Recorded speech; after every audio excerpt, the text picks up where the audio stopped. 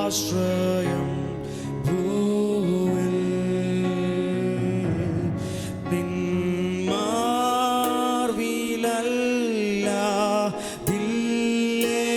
നിന്മാർവിലല്ലാതില്ലെനിക്കു വിശ്രാമം വേറെ.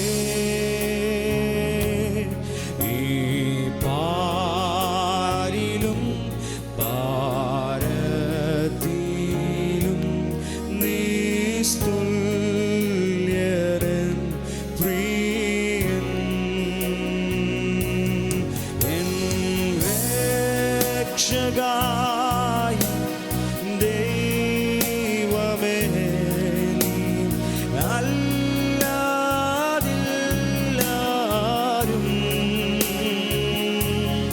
എൻ യേശു മാത്രം മതിയെനിക്കേതു നേരത്തും. എൻ രക്ഷകായൻ ദൈവമേ, നീ അല്ലാതില്ലാരും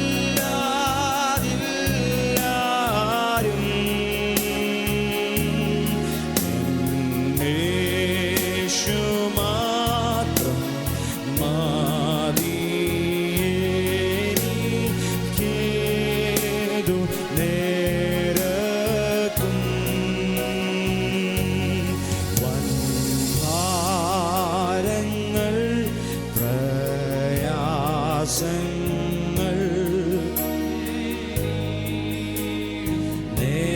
നേരത്തും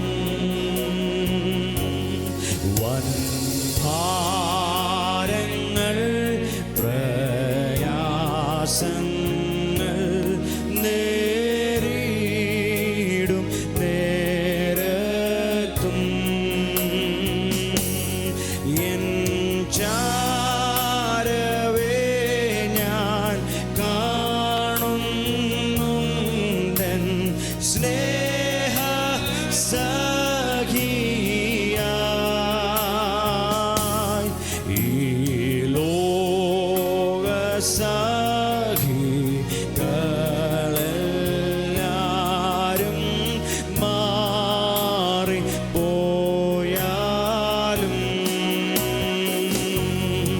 എൻ രക്ഷകായൻ ദൈവമേ, നീ അല്ലാതില്ലാരും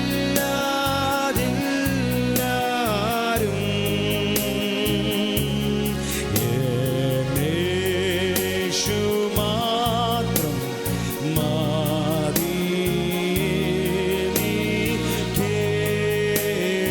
നേരത്തും. എൻ രക്ഷകായൻ രക്ഷകാ എൻ ദൈവമേ, നീ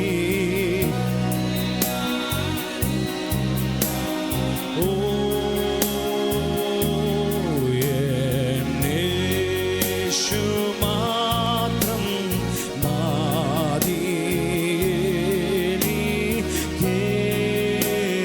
നേരത്തും. എൻ ക്ഷീണിതരോഗത്തിലും നീ മാത്രമെൻ വൈദ്യൻ. എൻ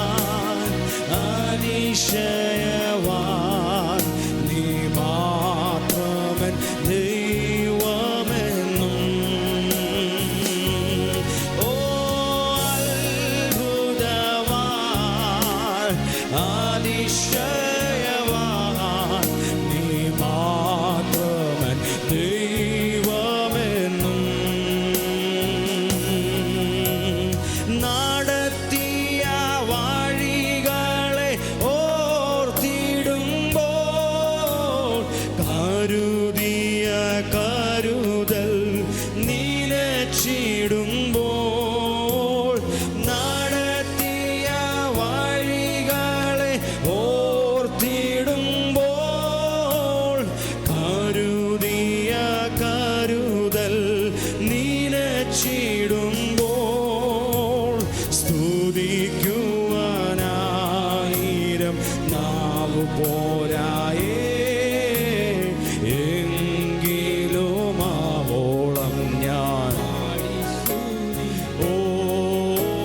സ്തുതിക്കുവാനായിരം നാവു പോരായെങ്കിലും ആവോളം ഞാൻ പാടി സ്തുതിക്കും.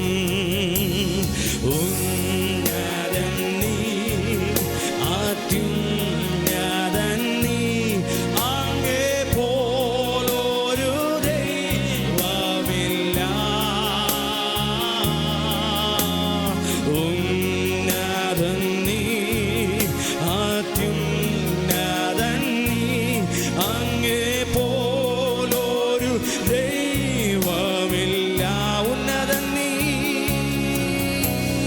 ഉന്നതൻ നീ, അത്യുന്നതൻ നീ, അങ്ങേ പോലൊരു ദൈവമില്ല. ഉന്നതൻ നീ, ഉന്നതൻ നീ, അത്യുന്നതൻ നീ, അങ്ങേ പോലൊരു ദൈവമില്ല.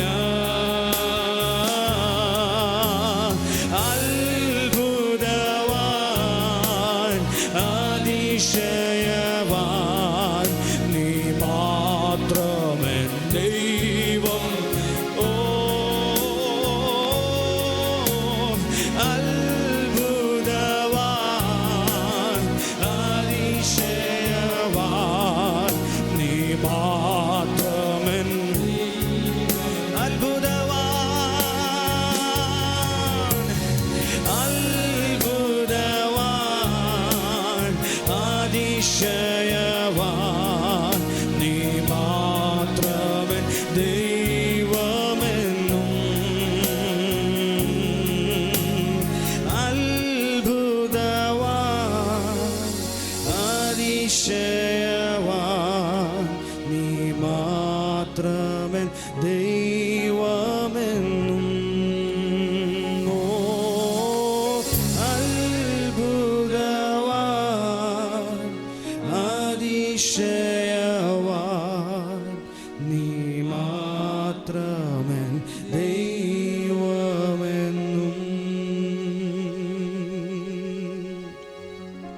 കർത്താവേ, ഇന്ന് പകലും ഞങ്ങൾ ഒരുമിച്ച് പറഞ്ഞ അങ്ങ് മാത്രം ഞങ്ങളുടെ ദൈവം, നന്മയല്ലാതെ ഒന്നും ചെയ്യാത്ത നല്ല കർത്താവേ, ഇന്നലകളിൽ ഞങ്ങളോട് കൃപ കാണിച്ച നല്ല കർത്താവേ, അങ്ങേക്ക് നന്ദി പറയുന്നു.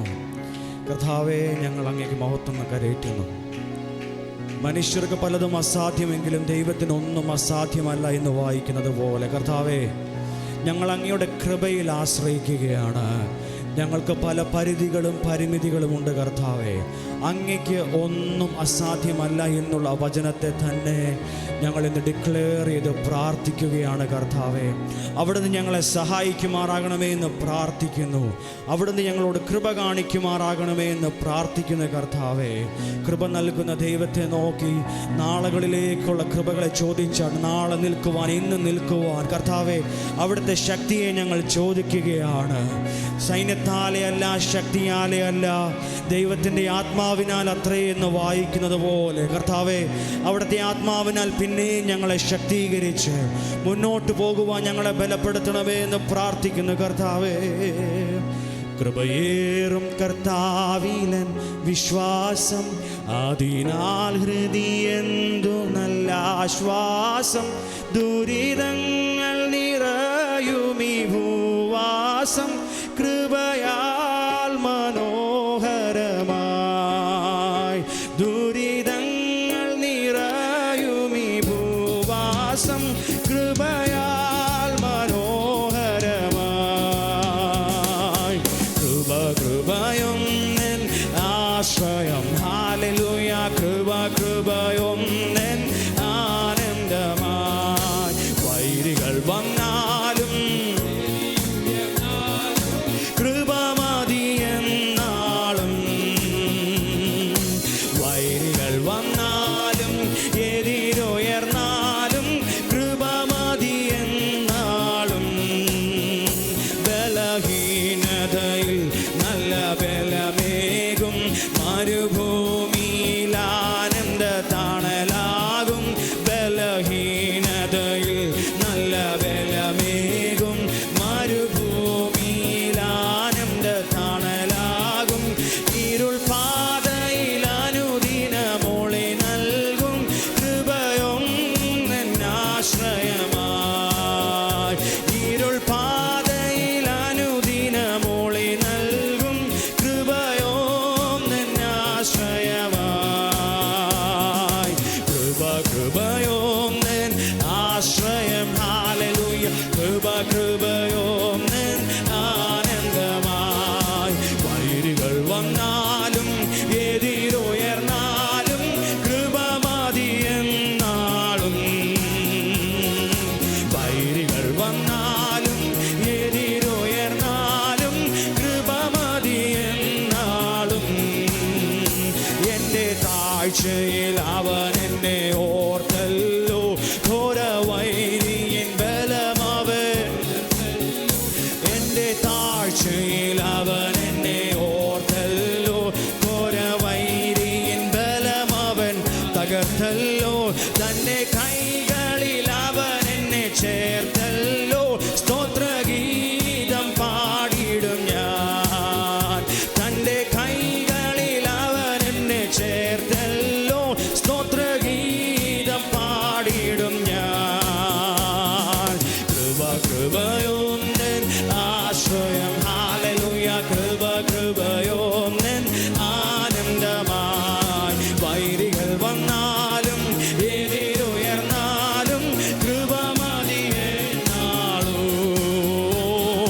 വൈരികൾ വന്നാലും എതിരുയർന്നാലും കൃപ മതിയെന്നാളും, പ്രതികൂലങ്ങൾ അനവധി വന്നാലും അനുകൂലമെനിക്കവനെന്നാളും, പ്രതികൂലങ്ങൾ അനവധി വന്നാലും അനുകൂലമെനിക്കവനെന്നാളും, തിരുജീവനെ തന്നവനിനി മേലും കൃപയാൽ നടത്തുമെന്നെ, തിരുജീവനെ തന്നവനിനി മേലും കൃപയാൽ നടത്തുമെന്നെ,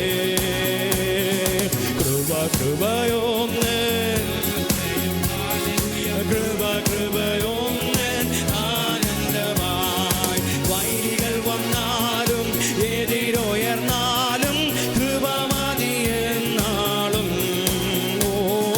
വൈരികൾ വന്നാലും എതിരുയർന്നാലും കൃപ മതിയെന്നാളും, എൻ്റെ താഴ്ചയിൽ അവൻ എന്നെ ഓർത്തല്ലോ, ഘോര വൈരി ബലമവൻ തകർത്തല്ലോ, എൻ്റെ താഴ്ചയിൽ അവൻ എന്നെ ഓർത്തല്ലോ, ഘോര വൈരിയൻ ബലമവൻ തകർത്തല്ലോ, തൻ്റെ കൈകളിൽ അവൻ എന്നെ ചേർത്തല്ലോ, സ്തോത്രഗീതം പാടിയിടും ഞാൻ, തൻ്റെ കൈകളിൽ അവൻ എന്നെ ചേർത്തല്ലോ, സ്തോത്രഗീതം പാടിയിടും, എൻ്റെ താഴ്ചയിൽ അവൻ എന്നെ ഓർത്തല്ലോ, ഘോര വൈരിയൻ ബലമവൻ, എൻ്റെ താഴ്ചയിൽ അവൻ എന്നെ ഓർത്തല്ലോ, ഘോര വൈരിയൻ ബലമവൻ തകർത്തല്ലോ, തൻ്റെ കൈകളിൽ അവൻ എന്നെ ചേർത്തല്ലോ, സ്തോത്രഗീതം പാടിയിടും ഞാൻ, തൻ്റെ കൈകളിൽ അവൻ എന്നെ ചേർത്തല്ലോ, സ്തോത്രഗീതം പാടിയിടും ഞാൻ, കൃപയോന്നൻ ആശ്രയം. ഹല്ലേലൂയ. കൃപയോന്നൻ ആനന്ദമായി, വൈരികൾ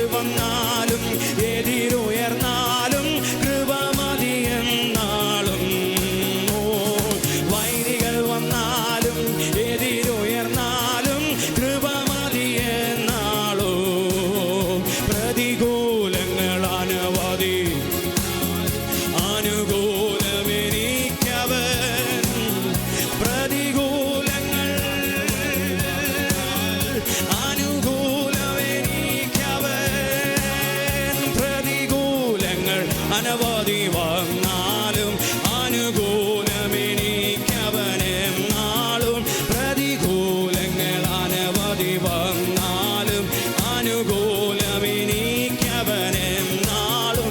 തിരുജീവനെ തന്നവനിനിമേലും കൃപയാൽ നടത്തുമെന്നെ. തിരുജീവനെ തന്നവനിനിമേലും കൃപയാൽ നടത്തുമെന്നെ. പ്രതികൂലങ്ങൾ അനവധി അനുകൂലമെനിക്കവനെന്നാളും. പ്രതികൂലങ്ങൾ അനവധി വന്നാലും അനുകൂലമെനിക്കവനെന്നാളും. തിരുജീവനെ തന്നവനിനിമേലും കൃപയാൽ നടത്തുമെന്നെ. തിരുജീവനെ തന്നവനിനിമേലും കൃപയാൽ നടത്തുമെന്നെ. കൃപ കൃപയൊന്നൻ ആശ്രയം. ഹല്ലേലൂയ. കൃപ കൃപയൊന്നൻ ആനന്ദമായി. വൈരികൾ വന്നാലും എതിരുയർന്നാലും കൃപ മതിയെന്നാളും. ഓ വൈരികൾ വന്നാലും എതിരുയർന്നാലും കൃപ മതിയെന്നാളും. ആരാധിച്ചാർത്തിടുമ്പോൾ വാതിലുകൾ തുറക്കും. ആരാധിച്ചാർത്തിടുമ്പോൾ വാതിലുകൾ തുറക്കും. എരിഹോ മതിലിടിയും അത്ഭുതങ്ങൾ നടക്കും. എരിഹോ മതിലിടിയും ഓ അത്ഭുതങ്ങൾ നടക്കും. ഹല്ലേലൂയ പാടിടാം, ഉയർത്തിടാം യേശുനാമം. ഹല്ലേലൂയ പാടിടാം, ഉയർത്തിടാം യേശുനാമം. വല്ലഭനാം യേശുവേ ആരാധിച്ചാർത്തിടാം. വല്ലഭനാം യേശുവേ ആരാധിച്ചാർത്തിടാം. മനസ്സു തകർന്നിടുമ്പോൾ ശക്തിയാൽ നിറച്ചിടും. മനസ്സു തകർന്നിടുമ്പോൾ ശക്തിയാൽ നിറച്ചിടും. യേശുവിൻ സ്നേഹത്തെ എങ്ങനെ ഞാൻ വർണ്ണിക്കും. യേശുവിൻ സ്നേഹത്തെ എങ്ങനെ ഞാൻ വർണ്ണിക്കും. ഹല്ലേലൂയ പാടിടാം, ഉയർത്തിടാം യേശുനാമം. ഹല്ലേലൂയ പാടിടാം, ഉയർത്തിടാം യേശുനാമം. വല്ല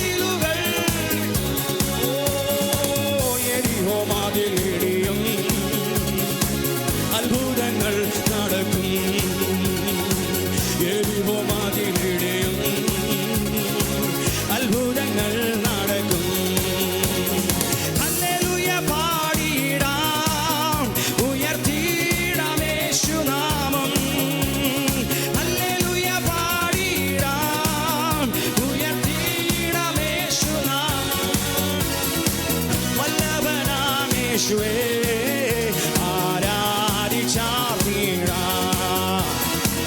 വല്ലഭനാം യേശുവേ ആരാധിച്ചാർന്നിടാം. ഹല്ലേലൂയ പാടിടാം, ഉയർത്തിടാം യേശുനാമം. ഓ ഹല്ലേലൂയ പാടിടാം, ഉയർത്തിടാം യേശുനാമം. ഓ ഹല്ലേലൂയ പാടിടാം,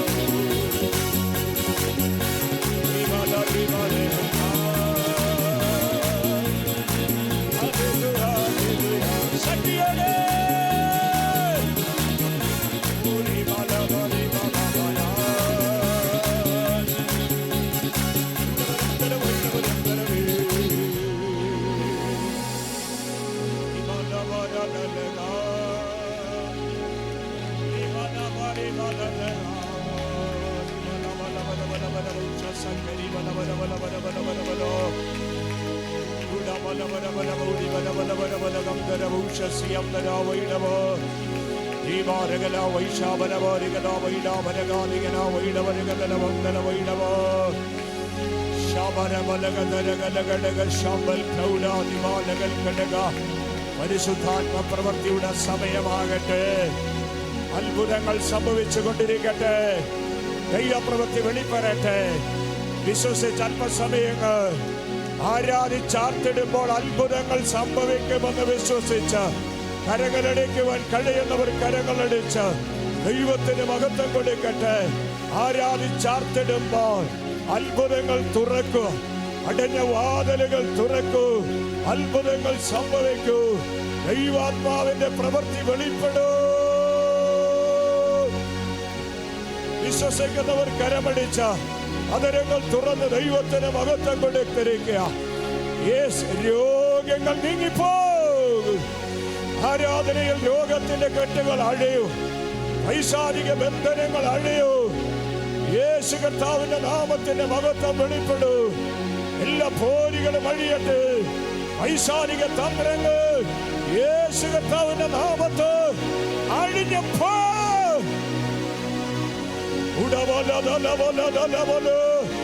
ദൈവത്തിന് മഹത്വം അർപ്പിക്കുക. ദൈവത്തിന് മഹത്വം അർപ്പിക്കുക. ആത്മശക്തി വ്യാപരിക്കട്ടെ. ദൈവ സാന്നിധ്യം അനുഭവിക്കട്ടെ. ആരാധിച്ചാർത്തടമ്പോ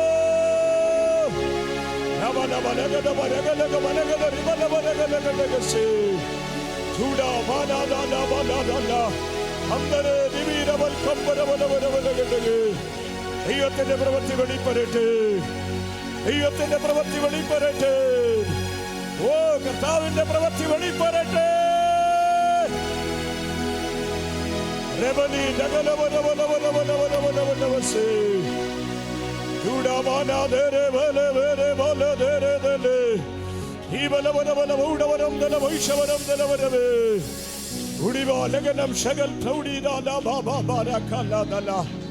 ആത്മാവിന്റെയും ശക്തിയുടെയും പ്രദർശനം വെളിപ്പെടട്ടെ. നാം പാടിയതെന്തോ അതിനകത്ത് സംഭവിക്കട്ടെ. നാം പാടി സ്തുതിച്ചത് എങ്ങനെയോ അതുപോലെ ഇതിനകത്ത് സംഭവിക്കട്ടെ. കഴിഞ്ഞ ആഴ്ചകളിൽ നാം ചിന്തിച്ചപ്പോൾ ഇങ്ങനെ ദൈവവചനത്തിൽ അർപ്പിച്ചിരുന്നല്ലോ.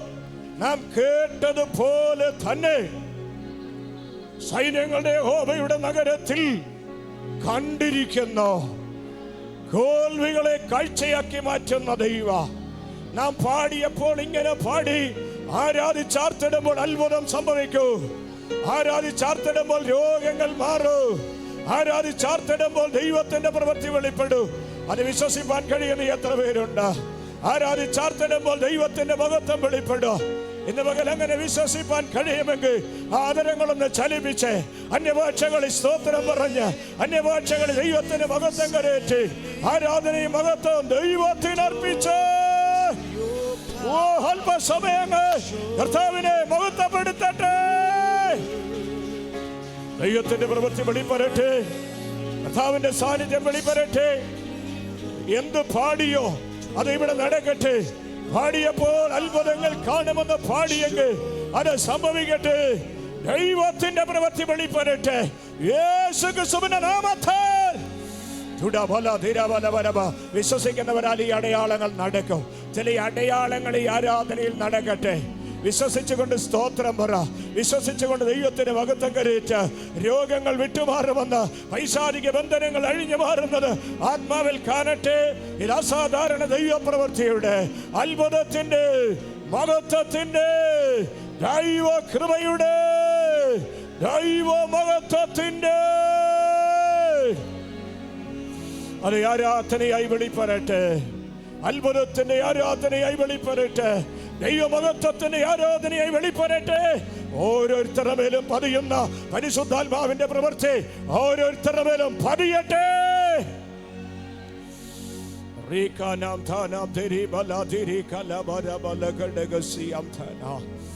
ഞങ്ങൾ ഒന്നിച്ചങ്ങളുടെ നാമത്തിന് മഹത്വം കരയേറ്റുന്ന ഈ ആരാധനയിൽ എത്ര പേര് ദൈവത്തിന്റെ സാന്നിധ്യം അനുഭവിക്കുന്നുണ്ട്? എത്ര ദൈവമക്കൾ ദൈവത്തിന്റെ കൃപ അനുഭവിക്കുന്നുണ്ട്? സ്പർശനം ആഗ്രഹിക്കുന്ന എത്ര ദൈവമക്കളുണ്ട്? ദൈവ സാന്നിധ്യം ഇവിടെ അനുഭവിക്കുന്ന ദൈവ സാന്നിധ്യം വ്യക്തികളിൽ അനുഭവിക്കുന്ന, വ്യക്തികളിൽ ദൈവത്തിന്റെ പ്രവൃത്തി വെളിപ്പെടുന്ന, ആലയത്തിനകത്ത് ദൈവത്തിന്റെ സാന്നിധ്യം ഇറങ്ങുന്ന, ശലോമോൻ പ്രാർത്ഥിച്ചു കഴിഞ്ഞപ്പോ ദൈവത്തിന്റെ തേജസ് ആലയത്തിൽ നിറഞ്ഞപ്പോ ദൈവ തേജസ് നിമിത്തം ആലയത്തിൽ ജനത്തിന് നിൽപ്പാൻ കഴിയാത്തത് ഒരനുഭവം ഉണ്ടായെങ്കിൽ ഈ ആരാധനയിലും ദൈവ തേജസ്സിനാൽ നിറഞ്ഞ അതരങ്ങളിൽ ദൈവപ്രവൃത്തി വെളിപ്പെടട്ടെ. ദൈവത്തിന്റെ സാന്നിധ്യം വെളിപ്പെടട്ടെ.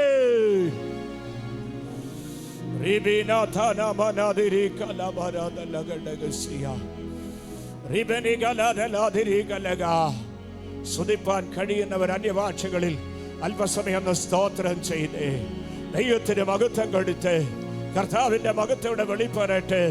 ദൈവപ്രവൃത്തിയുടെ വെളിപ്പെടട്ടെ. ആരാധിച്ചാർത്തിടുമ്പോൾ നാം എന്തു പാടി അതുപോലെ സംഭവിക്കണം. യേശു കർത്താവിന്റെ നാമത്തിൽ ആരാധിച്ചാർക്കുമ്പോൾ ദൈവത്തിന്റെ പ്രവൃത്തി അത് ആലയത്തിൽ മാത്രമല്ല, ദേശത്തേക്ക് വ്യാപരിക്കട്ടെ. ദേശത്തേക്ക് ദൈവത്തിന്റെ പ്രവൃത്തി വെളിപ്പെടട്ടെ. കുടുംബങ്ങളിലേക്ക് ദൈവപ്രവൃത്തി വെളിപ്പെടട്ടെ. അത്ഭുതങ്ങൾ സംഭവിക്കട്ടെ. അത്ഭുതങ്ങൾ സംഭവിക്കേ.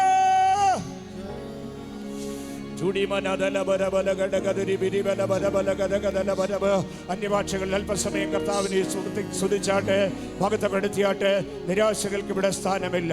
ഭാരപ്പെടുന്ന അനുഭവങ്ങൾക്ക് ഇവിടെ സ്ഥാനമില്ല. ദൈവാത്മാവിന്റെ പ്രവൃത്തിയുടെ വെളിപ്പെടുന്നു. ദൈവാത്മാവിന്റെ മഹത്വയുടെ വെളിപ്പെടുന്നു. അത്ഭുതങ്ങൾ സംഭവിച്ചു കൊണ്ടിരിക്കുന്നു. അത് കണ്ണാലെ കാണട്ടെ. അത് ദൈവപ്രവൃത്തിയായിട്ട് വെളിപ്പെടട്ടെ. ജീവിതങ്ങളുടെ മേൽ നിരാശകളെ മാറ്റുന്ന അത്ഭുതങ്ങളെ ചെയ്യുന്ന ദൈവാത്മാവിന്റെ സ്പർശനം, ദൈവാത്മാവിന്റെ സ്പർശനം. ഞാൻ അറിയാതെ ഇരിക്കെ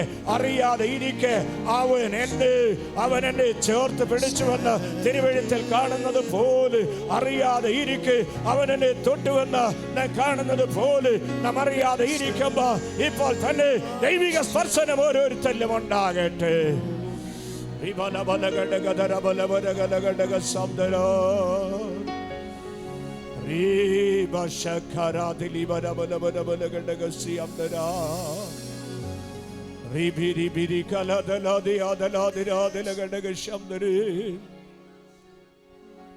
നാം ഒരുമിച്ച് അല്പസമയം പ്രാർത്ഥിക്കാൻ പോവുകയാണ്.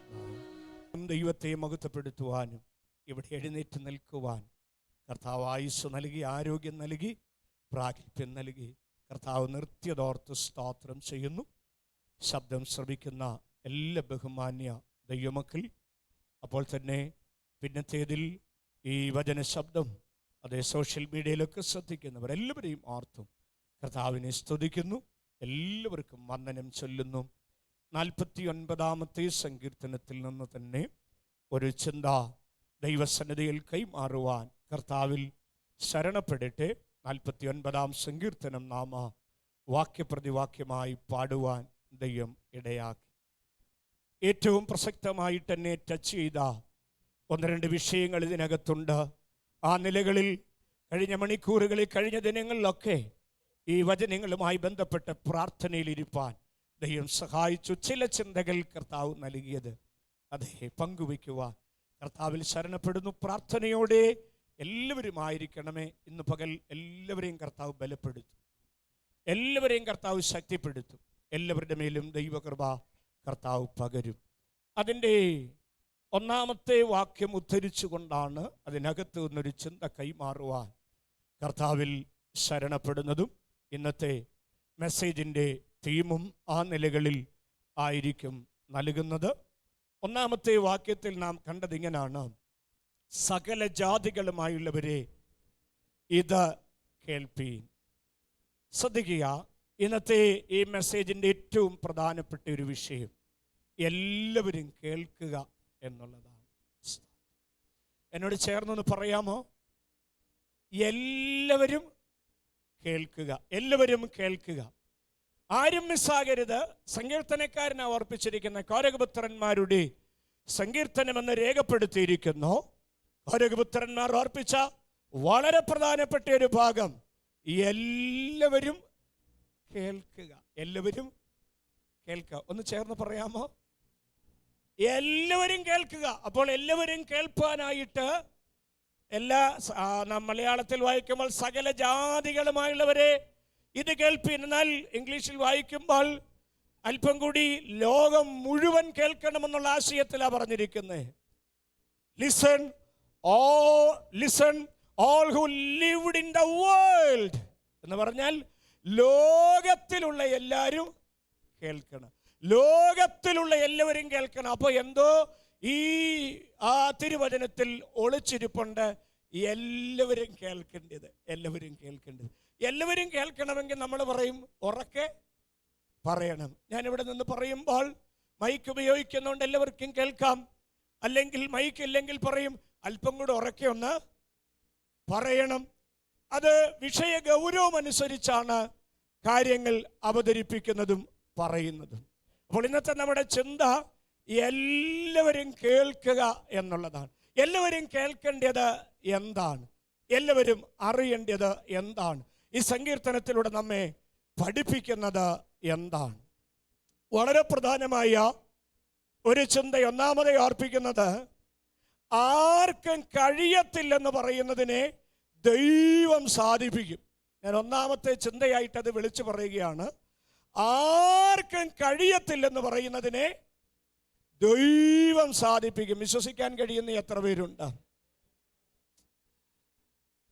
തെളിവായിട്ട് പറയുന്നത് 8-ാമത്തെ വാക്യത്തിൽ ഒരു പദമുണ്ട്. എല്ലാവരും കേൾക്കാൻ പറഞ്ഞിട്ട് 8-ാമത്തെ വാക്യത്തിൽ പറഞ്ഞിരിക്കുന്നു ആർക്കും കഴിയുകയില്ല എന്നൊരു പദം അവിടെ കാണുന്നുണ്ട്. 9-ാമത്തെ വാക്യത്തിൽ കാണുന്നുണ്ട് ഒരു നാളും സാധിക്കയില്ലെന്ന് പറയുന്നുണ്ട്. 2 പദങ്ങൾ ശ്രദ്ധിക്കണമേ. ആർക്കും കഴിയുകയില്ല, ഒരു നാളും സാധിക്കയില്ല. അപ്പോൾ ആദ്യത്തെ ചിന്ത എല്ലാവരും കേൾക്കേണ്ടത് ആ ഒരു നാളും കഴിയത്തില്ല, അല്ലെങ്കിൽ ആർക്കും കഴിയത്തില്ല, ഒരു നാളും സാധിക്കത്തില്ലെന്ന് പറയുന്നതിന് ദൈവം സാധിപ്പിക്കുന്ന ദൈവമാണ്. വിശ്വസിപ്പാൻ കഴിയുന്ന എത്ര പേരുണ്ട്? നമ്മുടെ ദൈവം കാര്യം സാധിപ്പിക്കുന്ന ദൈവമാണ്. അതിൻ്റെ 15-ാമത്തെ വാക്യം അതിന് തെളിവായി നൽകി. എന്താ ദൈവം സാധിപ്പിച്ചത്? എന്താണ് ദൈവം നമുക്ക് നൽകി തന്നത്? അതിലൂടെ നമുക്ക് ലഭിക്കുന്ന സന്ദേശം എന്താണ്? ഇത്യാദി ചിന്തകൾ ദൈവനാമത്തിൽ കൈമാറുവാൻ കർത്താവിൽ ശരണപ്പെടുകയാണ്. അതിൻ്റെ 15-ാമത്തെ വാക്യത്തിലെ ഒരു പദം,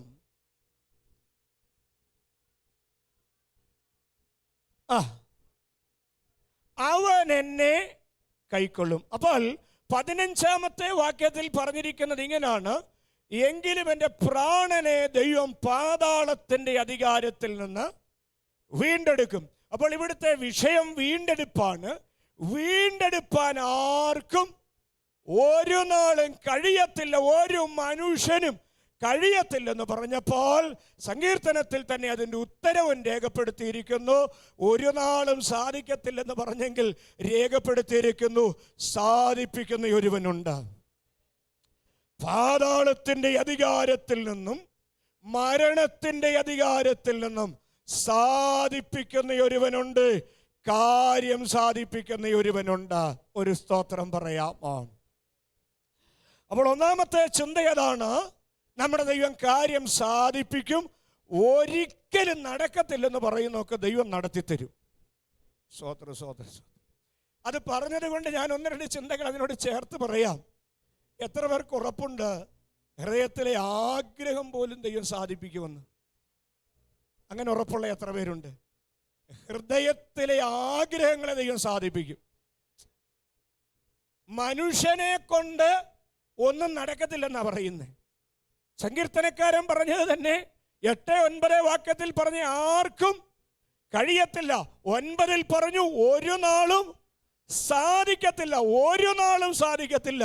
പക്ഷേ 15-ാം വാക്യത്തിൽ പറഞ്ഞു അത് സാധിക്കും, വീണ്ടെടുക്കും. വീണ്ടെടുപ്പ് നടത്തുവാനായിട്ടിടയായി തീരൂ. ഒരു ചിന്ത ഞാൻ പറയുന്നു, നമ്മുടെ ദൈവം വിശ്വസ്തനാണ്. നീ ഹൃദയത്തിൽ ആഗ്രഹിക്കുന്നത് പോലും സാധിപ്പിക്കുന്ന ഒരു ദൈവമുണ്ട്. അങ്ങനെ ഒരു വചനം ബൈബിളിലുണ്ടോ? നമ്മുടെ ഹൃദയത്തിലെ ആഗ്രഹങ്ങളെ ദൈവം സാധിപ്പിക്കും. തെളിവ് വേണമല്ലോ. 145-ാമത്തെ സങ്കീർത്തനത്തിൽ അതിൻ്റെ 19-ാമത്തെ വാക്യത്തിലാണ് രേഖപ്പെടുത്തിയിരിക്കുന്നത്. അവിടുന്ന് നമ്മുടെ ഈ പ്രസംഗത്തിൻ്റെ പ്രധാന ഭാഗം ആരംഭിക്കാം. 145-ാമത്തെ സങ്കീർത്തനം 19 വാക്യത്തിൽ ഇങ്ങനെയാണ് പറയുന്നത്, തൻ്റെ ഭക്തന്മാരുടെ ആഗ്രഹം. അയ്യോ, എന്നോട് ചേർന്നൊന്ന് പറയാമോ? എൻ്റെ ദൈവമക്കളെ, എൻ്റെ ഹൃദയത്തിലെ ആഗ്രഹങ്ങൾ നിങ്ങൾക്കറിയത്തില്ല, നിങ്ങളുടെ ഹൃദയത്തിലെ ആഗ്രഹങ്ങൾ എനിക്കറിയത്തില്ല.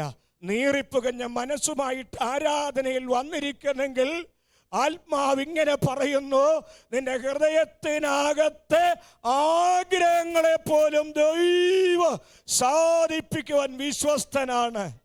ആരുടെ ആഗ്രഹമാണ് സാധിപ്പിക്കുന്നേ? ഒന്ന് ചേർന്ന് പറയാമോ? തൻ്റെ ഭക്തന്മാരുടെ ആഗ്രഹം. ഒന്നിച്ചൊന്ന് പറയാമോ? തൻ്റെ ഭക്തന്മാരുടെ ആഗ്രഹങ്ങളെ സാധിപ്പിച്ചു തരുന്ന ഒരു ദൈവം എനിക്കുണ്ട്, സ്വർഗത്തിലെ ദൈവം എനിക്കുണ്ട്. ഭക്തന്മാരുടെ ഹൃദയത്തിലെ ആഗ്രഹം പോലും. അങ്ങനെ അനുഭവമുള്ള എത്ര പേരുണ്ട്? ആരോടും പുറത്തു പറഞ്ഞില്ല, ഹൃദയത്തിൽ ചിന്തിച്ചതേ ഉള്ളൂ, എൻ്റെ ദൈവം അത് സാധിപ്പിച്ചു തന്നു എന്ന്. ആമേൻ. ഉറപ്പുള്ള എത്ര പേരുണ്ട്? കരമുയർത്തി സ്തോത്രം പറയാൻ കഴിയുന്നത്? ആമേ. ഞാൻ വിളിച്ചു പറയട്ടെ, ചില ഹൃദയത്തിലെ ആഗ്രഹങ്ങളെ സാധിപ്പിച്ചേ കർത്താവ് പറഞ്ഞയക്കത്തുള്ളൂ. കർത്താവ് പറഞ്ഞയക്കത്തുള്ളൂ. നമ്മുടെ കണ്ണടയാൻ ദൈവം അനുവദിക്കത്തില്ല. തൻ്റെ ഭക്തന്മാരുടെ ആഗ്രഹങ്ങളെ സാധിപ്പിച്ചേ അവിടുന്ന് പറഞ്ഞയക്കത്തുള്ളൂ. ദൈവം വിശ്വസ്തനാണ്. കഴിഞ്ഞ ഞായറാഴ്ച ഒരു ചെറിയ സംഭവം, ഒത്തിരി വലിയ സംഭവം പറയുന്നതിനേക്കാൾ എനിക്കിഷ്ടം കൊച്ചു കൊച്ചു കാര്യങ്ങൾ പറയാനാണ്. ഞങ്ങളിങ്ങനെ ഉച്ചയ്ക്ക് ഞായറാഴ്ച ആരാധനയൊക്കെ കഴിഞ്ഞ് ഭക്ഷണം കഴിച്ചുകൊണ്ടിരിക്കുമ്പോൾ എൻ്റെ വൈഫിൻ്റെ കണ്ണുകൾ നിറയുന്നു. ഞാൻ പറഞ്ഞു, എന്തുവാ കാര്യം, എന്തുവാ?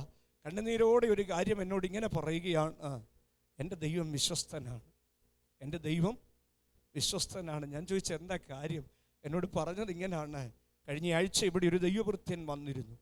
എൻ്റെ സഹോദരി അത് വീട്ടിൽ നിന്ന് കണ്ട് ഇവിടെ ഒരു ദൈവവൃത്യൻ വരുന്നത്. അപ്പം മനസ്സിൽ ആഗ്രഹിച്ചു, സാധാരണ എന്തെങ്കിലുമൊക്കെ കരുതൽ വീട്ടിൽ കാണും, എങ്കിലും ഒരു എക്സ്ട്രാ കരുതൽ പോലെ ഒരു മുട്ട പൊരിച്ച് അദ്ദേഹത്തിന് എന്ത് ചെയ്യുക, അതിൻ്റെ കൂടെ ഉള്ളതിൻ്റെ കൂടെ ഒരു മുട്ടയുടെ പൊരിച്ച് കൊടുക്കണം. മോളോട് ചോദിച്ചു, ഈ ഫ്രിഡ്ജിൽ മുട്ടയുണ്ടോയെന്ന്. മോള് പറഞ്ഞു, ഒരു മുട്ടയുണ്ടെന്ന്. ആമേൻ. ഞാൻ പറയട്ടെ, ദൈവദാസൻ ഇവിടെ കയറി, അതെ, എൻ്റെ കൂട്ടുദാസി വീട്ടിൽ നിന്ന് ഇങ്ങോട്ട് ഇറങ്ങുന്നതിന് മുൻപ് ഒരാൾ പറഞ്ഞിരിക്കുകയാണ്, നമ്മുടെ സഭയിലെ ഒരു പ്രിയപ്പെട്ട ഒരാൾ വന്ന് പറഞ്ഞിരിക്കുകയാണ്, അവിടെ മുട്ട അവിടെ വെച്ചിട്ടുണ്ട്, അതെടുത്തോണമെന്ന്. സ്തോത്രം പറയാമോ? നിങ്ങൾക്ക് കൊച്ചു കാര്യമായിട്ട് തോന്നും, പക്ഷെ ഞാൻ പറയട്ടെ, ഞാൻ ആ വ്യക്തിയായിട്ട് സംസാരിച്ചത് എങ്ങനെ സംഭവിച്ചു. ഞായറാഴ്ച നേരം വെളുത്തപ്പോൾ ഒരു ഭവനത്തിലേക്ക് അയച്ച് അവിടുന്ന് മേടിച്ചു കൊണ്ട് വന്നതാ. അപ്പോൾ ദൈവദാസൻ അവിടുന്ന് തിരിച്ചപ്പോൾ തന്നെ ദൈവത്തിന് പദ്ധതി ഉണ്ടായിരുന്നു. ഒരു മുട്ടയോടെ ഉണ്ടായിരുന്നെങ്കിൽ കൊടുക്കാമെന്ന് ചിന്തിച്ചെടുത്ത് 30 മുട്ടയാണ് കർത്താവ് കൊണ്ട് തന്നത്. നിങ്ങൾ സ്തോത്രം പറയാൻ തയ്യാറാകത്തില്ല, പക്ഷെ ഞാനൊരു കാര്യം പറയാം, ഹൃദയത്തിലൊന്ന് ആഗ്രഹിക്കുമ്പോൾ ദൈവം അത് സാധിപ്പിച്ചു തരുന്ന ദൈവമാണ്. ദൈവം വിശ്വസ്തനാണെന്ന് പറയാൻ കഴിയുന്ന എത്ര പേരുണ്ട്? ഹൃദയത്തിനകത്തൊരാഗ്രഹം വന്നാൽ മതി, ദൈവം അതിൻ്റെ പദ്ധതികളെ ഒരുക്കും, ദൈവം അതിൻ്റെ ക്രമീകരണങ്ങളെ ഒരുക്കി തരും. ഒരു ദൂത് ഞാൻ പറയാം, ഒരു മുട്ട ആഗ്രഹിച്ചാൽ 1 സഞ്ചി മുട്ട തരുവാൻ ദൈവം വിശ്വസ്തനാണെങ്കിൽ, നിങ്ങളുടെ ജീവിതത്തിൽ എത്ര വലിയ ഭാരമാണെങ്കിലും ചെറിയ ഭാരമാണെങ്കിലും അത് നികത്തിത്തരാൻ ദൈവം വിശ്വസ്തനെന്ന് അടിവരയിട്ട് ആണയിട്ട് ഞാൻ ഉറപ്പായിട്ട് പറയട്ടെ, എൻ്റെ ദൈവം വിശ്വസ്തനായ ദൈവമാണ്. കരമുയർത്തി ദൈവത്തെ സ്തുതിക്കാമോ? എവിടെയാ ഹൃദയത്തിലൊരു ഭാരവുമായിട്ടിരിക്കുന്നത്? എവിടെയാ മനുഷ്യൻ പറയുന്നു ഒന്നും സാധിക്കത്തില്ലെന്ന്, നടക്കത്തില്ലെന്ന് പറയുമ്പോൾ എൻ്റെ കർത്താവ് നടത്തി തരുമെന്ന് വിശ്വാസത്തോടെ പറയാൻ കഴിയുന്നവരെ ഈ ആരാധനയിൽ ഹൃദയം തുറന്നു കരമടിച്ചു ദൈവത്തിന് മഹത്വം കൊടുത്ത് പറയണ, എൻ്റെ ദൈവ ഹൃദയത്തിലെ ആഗ്രഹങ്ങളെ സാധിപ്പിക്കും. അപ്പോൾ ഒന്നാമത്, മനുഷ്യരെല്ലാം പറയുന്നു സാധിക്കത്തില്ലെന്ന്, ഒരു മനുഷ്യനെ കൊണ്ട് നടക്കത്തില്ലെന്ന് പറയുന്നു. പക്ഷേ വചനം പറയുന്നു സ്വർഗത്തിലെ ദൈവം എന്ത് ചെയ്യും? അത് നടത്തും. അതെങ്ങനെ? ഹൃദയത്തിൽ ആഗ്രഹിച്ചത്. അങ്ങനെ ആഗ്രഹിച്ച് പ്രാർത്ഥിക്കുന്നവരുണ്ടോ? കുഞ്ഞുങ്ങളൊക്കെ ആഗ്രഹിച്ച് പ്രാർത്ഥിക്കുന്നവർ കാണും. ആഗ്രഹിക്കുന്നതിനും സ്വപ്നം കാണുന്നതിനും ചെലവില്ലല്ലോ. പക്ഷേ ഈ വചനത്തിൻ്റെ അടിയിൽ വരയിട്, ഹൃദയത്തിലെ ആഗ്രഹങ്ങളെ ദൈവം സാധിപ്പിക്കും. വിശ്വസിച്ച് സ്തോത്രം പറയാൻ കഴിയുന്ന എത്ര പേരുണ്ട്? തീർന്നില്ല. പ്രതിസന്ധികളിൽ സ്വർഗം കാര്യം സാധിപ്പിക്കും. അതെല്ലാവരും കേൾക്കണം, എല്ലാവരും കേൾക്കണം. നെഹമ്യാവിനോട് ചോദിച്ചാൽ ഒരു സത്യം നെഹമ്യാവിനെ വിളിച്ചു പറയാനുണ്ട്. നെഹമ്യാവിൻ്റെ പുസ്തകത്തിൽ അതിൻ്റെ 2-ാമത്തെ അധ്യായം 17 മുതലുള്ള വാക്യങ്ങൾ വായിക്കുമ്പോൾ നെഹമ്യാവ് പറയുന്നൊരു കാര്യമുണ്ട്. ഞാൻ പറഞ്ഞു പോകാം. നിന്ദാപാത്രമായിരിക്കാതിരിക്കേണ്ടതിന് 17-ാമത്തെ വാക്യം. നിന്ദാപാത്രമാകാതിരിക്കേണ്ടതിന് യെരൂശലേമിൻ്റെ മതിൽ പണിയുക. ഞാൻ ഓർപ്പിക്കട്ടെ, പൊളിഞ്ഞു കിടക്കുന്നതിനെ പണിയുവാൻ ആത്മാവിന്ന് പകൽ നിയോഗിക്കുന്നു. പൊളിഞ്ഞു കിടക്കുന്നതിനെ പണിയുവാൻ, എവിടെ ഇടിഞ്ഞു കിടക്കുന്നത് അതിൻ്റെ മേലൊരു പണി നടത്തുവാൻ ഇന്ന് പകൽ കർത്താവിനൊരു പദ്ധതിയുണ്ട്. നീ നിന്ദിക്കപ്പെടാതിരിപ്പ, കുടുംബത്തെ പണിയുക, വ്യക്തിപരമായൊരു പണി നടത്തുക. ദൈവത്തിന് പദ്ധതിയുണ്ട്. നെഹമ്യാവ് ആഹ്വാനം ചെയ്യുന്നു, അതിന് ചെയ്യേണ്ടത് നിന്ന പാത്രമായി തീരാതിരിപ്പ. ഓ, എല്ലാ യഹൂദന്മാരുമായുള്ളവരെ എഴുന്നേറ്റ് പണിയുവാൻ ആഹ്വാനം ചെയ്തിട്ട് 11-ാമത്തെ വാക്യത്തിൽ പറഞ്ഞു അവർ അന്യോന്യം ധൈര്യപ്പെടുത്തി. 20-ാമത്തെ വാക്യത്തിൽ പറഞ്ഞിരിക്കുകയാണ്, ആ പദമാണ് 2-ാമത്തെ ചിന്തയായിട്ട് ഓർപ്പിക്കുന്നത്. ഒന്നും കഴിയത്തില്ലെന്ന്, ഒരു നാളും സാധിക്കത്തില്ല, ആരാലും കഴിയുകയില്ലെന്ന് പറയുമ്പോൾ ഒരു മറുപടി വചനത്തിൽ നിന്നുണ്ട്. നെഹമ്യാവ് പറയുന്ന മറുപടി ഇങ്ങനാണ്. നെഹമ്യാവിൻ്റെ പുസ്തകം 2-ാം അധ്യായം 20-ാമത്തെ വാക്യത്തിൽ അത് ഇപ്രകാരമാണ് കാണുന്നത്. സ്വർഗത്തിലെ ദൈവം ഞങ്ങൾക്ക്, വിശ്വസിച്ചൊരു ഹല്ലേലൂയ പറയാൻ കഴിയുന്ന എത്ര പേരുണ്ട്? സ്വർഗത്തിലെ ദൈവം എൻ്റെ കാര്യം സാധിപ്പിക്കുമെന്ന്, സ്വർഗത്തിലെ ദൈവം എൻ്റെ കുടുംബത്തിൻ്റെ കാര്യം സാധിപ്പിക്കുമെന്ന്, സ്വർഗത്തിലെ ദൈവം എൻ്റെ കുഞ്ഞിൻ്റെ കാര്യം സാധിപ്പിക്കുമെന്ന്, സ്വർഗത്തിലെ ദൈവം എനിക്ക് വേണ്ടി പ്രവർത്തിക്കുമെന്ന്, അത്ഭുതം ചെയ്യുന്നുവെന്ന്. അത് വിശ്വസിക്കുന്ന എത്ര പേരുണ്ട്? വചനത്തിന് ശക്തിയുണ്ടല്ലോ, അതുകൊണ്ട് നിങ്ങൾ പ്രാർത്ഥിച്ചു കൊണ്ടിരുന്നോ, പറഞ്ഞോണം. സ്വർഗത്തിലെ ദൈവം, ചിന്ത ഇതാണ്, എല്ലാവരും കേൾക്കണം, എല്ലാവരും കേൾക്ക പറയേണ്ടിയ ആദ്യ ഭാഗമാണ് പറയുന്നത്. എല്ലാവരും കേൾക്ക പറയേണ്ടതാണ്. എൻ്റെ ഹൃദയത്തിലെ ആഗ്രഹങ്ങളെ ദൈവം സാധിപ്പിക്കൂ. എല്ലാവരും കേൾക്ക പറഞ്ഞോണ്. സ്വർഗത്തിലെ ദൈവം എൻ്റെ കാര്യം സാധിപ്പിക്കും. വിശ്വസിക്കുന്ന എത്ര പേരുണ്ട്? അന്യോന്യം ധൈര്യപ്പെടുത്തുവാൻ ധൈര്യമുള്ള എത്ര പേരുണ്ട്? സ്വർഗത്തിലെ ദൈവം നിങ്ങളുടെ കാര്യം സാധിപ്പിക്കുമെന്ന്. അതെ, അടുത്തിരിക്കുന്ന ആളിനെ ഒന്ന് ധൈര്യപ്പെടുത്താമോ? സ്വർഗത്തിലെ ദൈവം നിങ്ങളുടെ കാര്യം സാധിപ്പിക്കും. നാം അന്യോന്യമാ പറയേണ്ടത്, നാം അന്യോന്യമാ ധൈര്യപ്പെടുത്തേണ്ടത്. അടുത്തിരിക്കുന്ന ആളിനെ ഒന്ന് ധൈര്യപ്പെടുത്തി പറഞ്ഞു, സ്വർഗത്തിലെ ദൈവം നിങ്ങളുടെ കാര്യം സാധിപ്പിക്കും. സ്വർഗത്തിലെ ദൈവം, ആരും പറയുന്നില്ലേ? അടുത്തിരിക്കുന്ന ആളിനോട് ധൈര്യത്തോടെ പറഞ്ഞു, സ്വർഗത്തിലെ ദൈവം നിങ്ങൾക്ക് കാര്യം സാധിപ്പിക്കും. സ്തോത്രം. അത് പറയുമ്പോഴാണ് ദൈവപ്രവൃത്തി വെളിപ്പെടുന്നത്. അത് പറയുമ്പോൾ നമ്മുടെ കുടുംബത്തിനകത്ത് ദൈവപ്രവൃത്തി വെളിപ്പെടും. അപ്പോൾ ഒന്നാമത്തെ ചിന്ത, എല്ലാവരും കേൾക്കുക. എന്താ പറയേണ്ടത്? പതിയെ പറയരുത്. എല്ലാവരും കേൾക്കുക. എന്താ പറയണേ? ആർക്കും കഴിയത്തില്ല, ഒന്നും സാധിക്കത്തില്ലെന്നാ പറയുന്നത്. പക്ഷെ വചനം പറയുന്നു, സ്വർഗത്തിലെ ദൈവം സാധിപ്പിക്കും. സ്വർഗത്തിലെ ദൈവം അത് ചെയ്തു തരും. സ്വർഗത്തിലെ ദൈവം അതിൻ്റെ മീതെ ഇറങ്ങി വരും. നെഹമ്യാവിൻ്റെ അനുഭവങ്ങളെ വിവരിക്കാൻ എനിക്ക് സമയമില്ല. വളരെ ശക്തവും ഈടുറ്റതുമായ അനുഭവങ്ങളാണ്. നിന്ദകളും അപമാനങ്ങളും ഏറ്റുകൊണ്ട് മതിൽ പണിയാൻ വന്നപ്പോൾ സൻബല്ലത്ത് തോബിയാവ് നിരാശപ്പെടുത്തുവാനായിട്ട് വന്നു. പക്ഷേ എഴുന്നേറ്റ് നിന്നുകൊണ്ട് നെഹമ്യാവ് പറഞ്ഞു, അവൻ്റെ ദാസന്മാരായ ഞങ്ങൾ എഴുന്നേറ്റ് പണിയോ. അതെ, ഞങ്ങൾ ഒരുമിച്ച് എഴുന്നേറ്റ് പണിയുമ്പോൾ സ്വർഗത്തിലെ ദൈവം കാര്യം സാധിപ്പിക്കാം. സ്വർഗത്തിലെ ദൈവത്താൽ നടക്കൂ. അപ്പോൾ ഒന്നും കഴിയത്തില്ലെന്ന്, ഒന്നും നടക്കത്തില്ലെന്ന് പറയുന്നിടത്ത് വിളിച്ച് പറയണം. 4 പേര് കേൾക്ക പറയണു, സ്വർഗത്തിലെ ദൈവം കാര്യം സാധിപ്പിക്കും. മുടങ്ങിക്കിടക്കുന്ന പണിയെ നോക്കി, മുടങ്ങിക്കിടക്കുന്ന ബിസിനസ്സിനെ നോക്കി, തകർച്ചയെ നോക്കി, പ്രതിസന്ധികളെ നോക്കി, പ്രതികൂലങ്ങളെ നോക്കി വിളിച്ചു പറയാ, ആത്മാവിൽ ധൈര്യമുള്ള എത്ര പേരുണ്ട്? ഏതെങ്കിലും ജീവിതത്തിൽ മുടങ്ങിപ്പോയെങ്കിൽ, തടസ്സപ്പെട്ട് നിൽക്കുന്നെങ്കിൽ അവിടെ നീ വിളിച്ചു പറയേണ്ട ഒരു വാക്ക്, സ്വർഗത്തിൽ ദൈവം കാര്യം സാധിപ്പിക്കും. വിശ്വസിച്ച് പറയാൻ കഴിയുന്ന എത്ര പേരുണ്ട്? അതെ, തകർന്നു കിടക്കുന്ന ഇടങ്ങളിൽ ഒരു പുതുക്കി പണിയലിന്, തകർന്നു കിടക്കുന്ന ഇടങ്ങളിൽ ഒരു പൊളിച്ചു പണിയലിന് ഒരു നാളും സാധിക്കത്തില്ലെന്ന് പറഞ്ഞെങ്കിൽ അവിടെ ഒരു പണി ആരംഭിക്കട്ടെ. അത് സ്വർഗത്തിലെ ദൈവം ഞങ്ങൾക്ക് സാധിപ്പിക്കും. ആർക്ക് സാധിപ്പിക്കും? ആർക്ക് സാധിപ്പിക്കും? അടുത്ത ചിന്ത അതാണ് പറയാൻ പോകുന്നത്. ആർക്ക് വേണ്ടി ദൈവം പ്രവർത്തിക്കും? രണ്ടാമത്തെ ഭാഗം, ആർക്ക് വേണ്ടി ദൈവം എഴുന്നേൽക്കും? ആർക്ക് വേണ്ടി ദൈവം അത് പ്രവർത്തിപ്പാനിടയാകും? ഈ സങ്കീർത്തനത്തിലെ ഏറ്റവും പ്രധാനപ്പെട്ട ഒരു ചിന്ത, ഈടുറ്റ ചിന്ത എന്ന് പറയുന്നത്, ദൈവത്തിൽ ആശ്രയിക്കുന്നവരും മനുഷ്യനിൽ ആശ്രയിക്കുന്നവരുമായവരുടെ കാര്യങ്ങൾ പറയുന്നുണ്ട്. എനിക്ക് വിശദമാക്കുവാൻ, എടുത്തു പറയുവാനായിട്ട് കഴിയത്തില്ല. എന്നാൽ തുടക്കത്തിൽ തന്നെ ആ രണ്ടാം വാക്യത്തിൽ പറഞ്ഞ സാമാന്യ ജനമുണ്ട്, ശ്രേഷ്ഠന്മാരുണ്ട്, ധനവാന്മാരുണ്ട്, ദരിദ്രന്മാരുണ്ട്.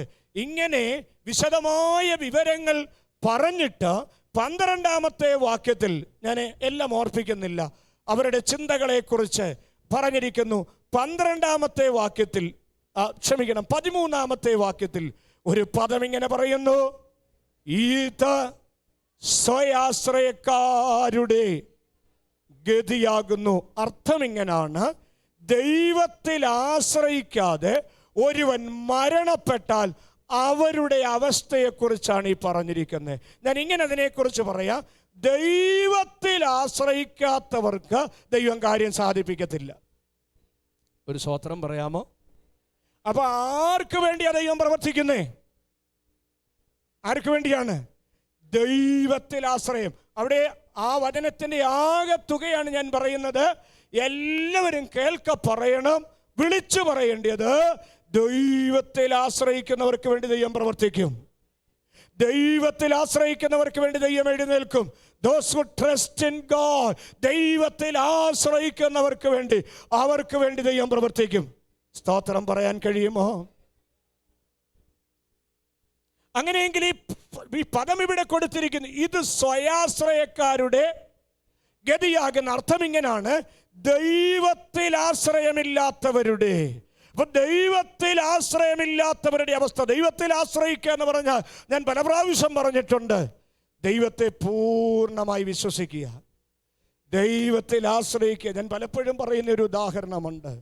ഒരു മതിലിൻ്റെ മുകളിൽ ഒരു കൊച്ചു കുഞ്ഞിനെ, 1 വയസ്സ് അല്ലെങ്കിൽ 2 വയസ്സ്, ആ കുഞ്ഞിനെ മതിലേക്കേറ്റ് നിർത്തിയിട്ട് അതിൻ്റെ പിതാവ് പറയുക, കുഞ്ഞെ എൻ്റെ കയ്യിലോട്ട് ചാടാൻ പറഞ്ഞാൽ ആ കുഞ്ഞെന്ത് ചെയ്യും?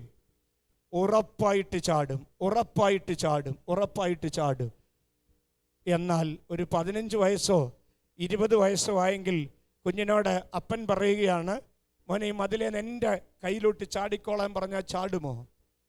അവരൊന്ന് അധൈര്യപ്പെടും, അവർ ഭാരപ്പെടും, അവർ വേഗത്തിലെടുത്ത് ചാടുകയില്ല. കാരണം എന്താണെന്നറിയാമോ? അവർക്കൊരു ചെറിയ ചിന്താഭാരവും പ്രശ്നവും, എന്നെ താങ്ങുമോ, എന്നെ വഹിക്കുമോ, എൻ്റെ അപ്പൻ ഇത് പറ്റുമോ എന്നൊക്കെയുള്ള അകത്തൊരു ചിന്ത വന്നിരിക്കുന്നു. ഒരു ദൂത് ഞാൻ കൈമാറുകയാണ്, എൻ്റെ ദൈവത്തെക്കുറിച്ച് ആരും വ്യാകുലപ്പെടേണ്ട.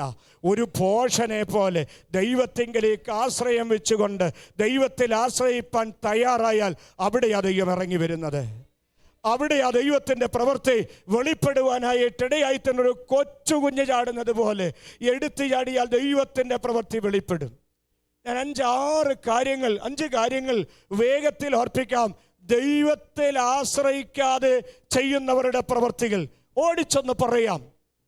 അതിൻ്റെ 11-ാം വാക്യത്തിൽ ദൈവത്തിൽ ആശ്രയിക്കാത്തവർ ചെയ്യുന്നത്, അവർ തങ്ങളുടെ നിലങ്ങൾക്ക് തങ്ങളുടെ പേരിടുന്നു. പറഞ്ഞു പോവുകയാണ്. നമുക്ക് എല്ലാവർക്കും അറിയാം, നാം പലപ്പോഴും നമ്മുടെ വീടുകൾക്ക് പേരിടും, കൊട്ടാരങ്ങൾക്ക് പേരുകളിടും, പല പേരുകളിടും. ഈ അടുത്ത് വെള്ളപ്പൊക്കം വന്നപ്പോൾ ഒരു വലിയ കാഴ്ച കാണാനിടയായി. ആ കാഴ്ച ഇങ്ങനെ ആയിരുന്നു. ഒരു വലിയ പറമ്പ്, ആ പറമ്പിൻ്റെ ഫ്രണ്ടിൽ ഒരു ഫ്ലെക്സ് ബോർഡ്, ഗേറ്റ് ഇട്ടിട്ടുണ്ട്. ഫ്ലെക്സ് ബോർഡ് കെട്ടിയിരിക്കുന്ന ഇങ്ങനെയാണ്, അനുവാദം കൂടാതെ അകത്ത് പ്രവേശിക്കരുത്. ആ ഫ്ലെക്സിൽ എഴുതി വെച്ചിരിക്കുന്നു, ഈ പറമ്പിലേക്ക് അനുവാദം കൂടാതെ പ്രവേശിക്കരുത്. പക്ഷേ വെള്ളം പൊങ്ങിക്കഴിഞ്ഞു. വെള്ളം മുങ്ങി ആ ഗേറ്റിൻ്റെ ഉയരത്തിലേക്ക്, ആ ഗേറ്റ് മുങ്ങത്തക്ക നിലയിൽ ആ പറമ്പിനകത്ത് വെള്ളം കയറിയിരിക്കുന്നു. നിങ്ങൾക്ക് മനസ്സിലാകുന്നു കരുതുന്നു. അതിൻ്റെ അടിയിൽ എഴുതി വെച്ചിരിക്കുകയാണ്, അനുവാദം ചോദിക്കാൻ, അത് അനുവാദം കൂടാതെ അകത്ത് കയറിയതിൽ ക്ഷമിക്കണം. ഞാൻ പറഞ്ഞത് എത്ര പേർക്ക് മനസ്സിലായി? അനുവാദം കൂടാതെ അകത്ത് പ്രവേശിക്കരുതെന്ന് വന്നപ്പോൾ എഴുതി വെച്ചപ്പോൾ, അനുവാദം കൂടാതെ അകത്ത് കയറി വെള്ളം പൊങ്ങിയപ്പോൾ പറമ്പ് മൂടിക്കളഞ്ഞു. ചിന്ത ഇങ്ങനെയാണ്, നമ്മുടെ വ്യക്തിപരമായ ജീവിതത്തിലും നാം പലതും പേരെഴുതി വെക്കും, ഇട്ടുവെക്കും. പക്ഷെ ഒരു ചിന്ത ഞാൻ കൈമാറി പറയാം, അനുവാദം കൂടാതെ അകത്ത് കയറുന്ന ചിലതുണ്ട്. അതിൽ നിന്ന് സൂക്ഷിപ്പ്. ദൈവം വിശ്വസ്തൻ. അത് ദൈവത്തിൽ ആശ്രയിക്കുന്നവരെ.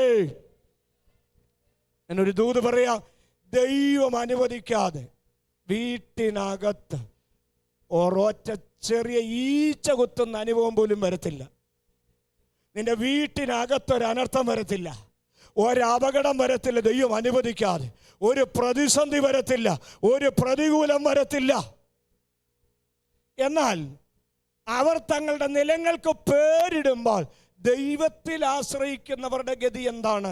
വെളിപ്പാട് പുസ്തകം 3-ാം അധ്യായം 12-ാമത്തെ വാക്യം.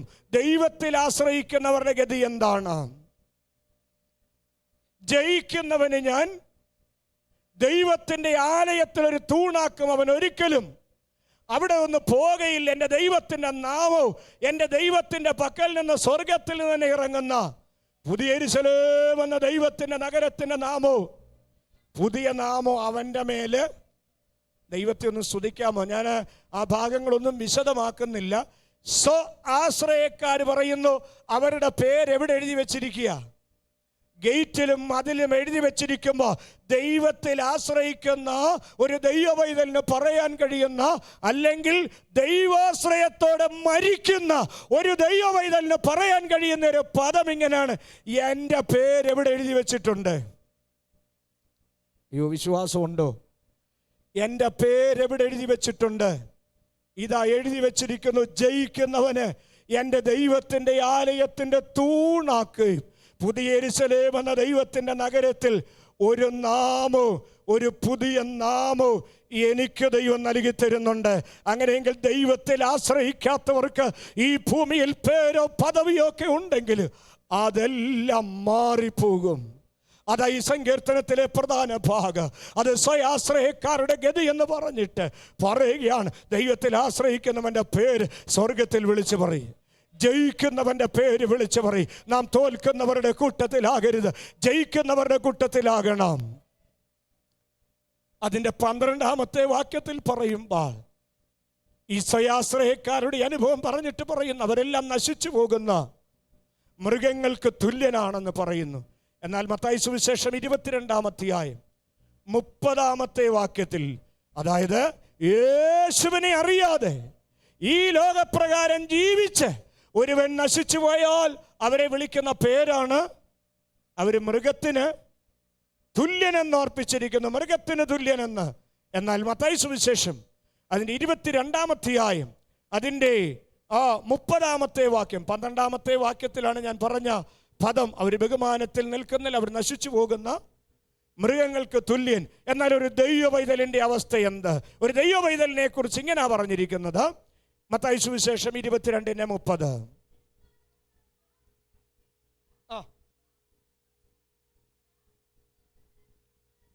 നിങ്ങൾ ശ്രദ്ധിച്ച്, പുനരുത്ഥാനത്തെക്കുറിച്ച് സദൂക്യർ വന്ന് ചോദ്യം ചെയ്തപ്പോൾ യേശു കർത്താവ് അവർക്ക് കൊടുത്ത മറുപടി ഇങ്ങനാണ്, പുനരുത്ഥാനത്തിൽ നാം ആരെ പോലാകും? ദൂതന്മാരെ പോലെയാകും, അല്ലെങ്കിൽ ക്രിസ്തു തുല്യരാകും. ഒരു പദം കൂടെ കയറി, അതെ, ഒന്ന് കയറ്റി പറഞ്ഞാൽ വിശ്വസിച്ചൊരു സ്തോത്രം പറയാമോ? നാം ക്രിസ്തു തുല്യരാകും. എന്നാൽ സ്വയാശ്രയക്കാരോ? നിങ്ങൾ എന്നോട് ചേർന്ന് പറ, അത് നശിച്ചു പോകുന്ന മൃഗത്തെ പോലെയാകുമെന്ന് പറഞ്ഞെങ്കിൽ, ഒരു ദൈവവൈതൽ ദൈവത്തിൽ ആശ്രയിക്കുന്നവരെ കുറിച്ച് പറയുന്നു. അവരെങ്ങനെയായിത്തീരും? അവര് ദൈവദൂതരെ പോലെയാകും, ദൂതതുല്യരായി തീരുവാനിടയായിത്തീരും. പ്രത്യാശയോടൊന്ന് സ്തോത്രം പറയാൻ കഴിയുമോ? പുനരുത്ഥാനം നടക്കും, കാഹളം ധ്വനിക്കും, മരിച്ചവർ അക്ഷയരായി ഉയർത്തെഴുന്നേൽക്കും. എൻ്റെ ശരീരം രൂപാന്തരപ്പെടുമ്പോൾ ഞാൻ തേജസ്സുള്ള ശരീരമായി ക്രിസ്തു തുല്യരായി ദൂതന്മാരെ പോലെയായി തീരും.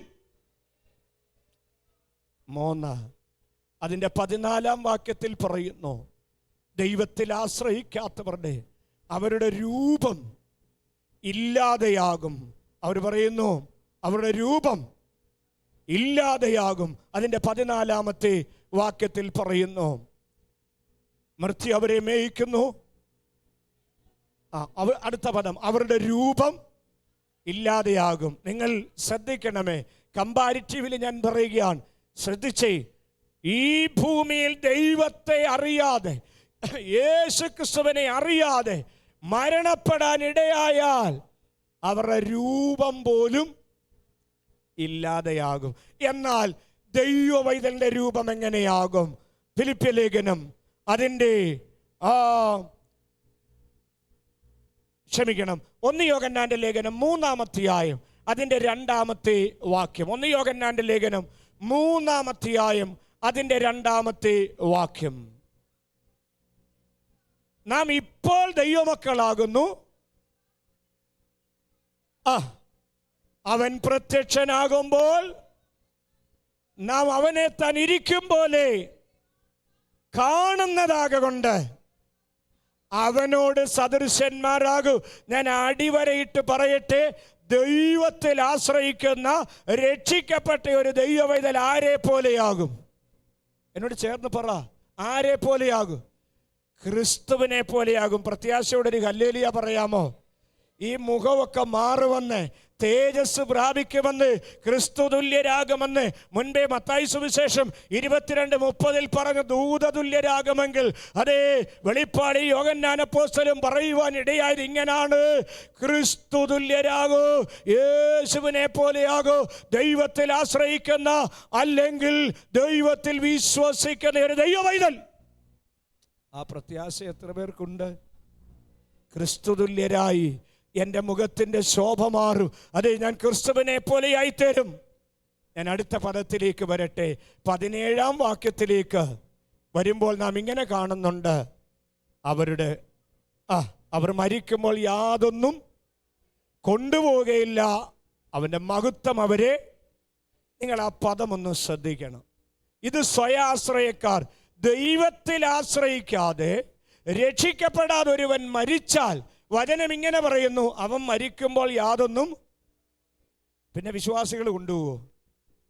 എൻ്റെ അച്ഛന്മാരെ, നല്ലൊരു കണ്ണാടി ഉണ്ടെങ്കിൽ പോലും പറയും അത് വേറെ ആർക്കെങ്കിലും വെക്കാം, അതിൻ്റെ ഗ്ലാസ് മാറ്റിയിട്ടാൽ എന്ന് പറയും. സ്തോത്രം. ഒന്നും തന്നുവിടത്തില്ല. പക്ഷേ വചനം പറയുന്നു നമുക്ക് തന്നുവിടുന്ന ഒന്നുണ്ട്.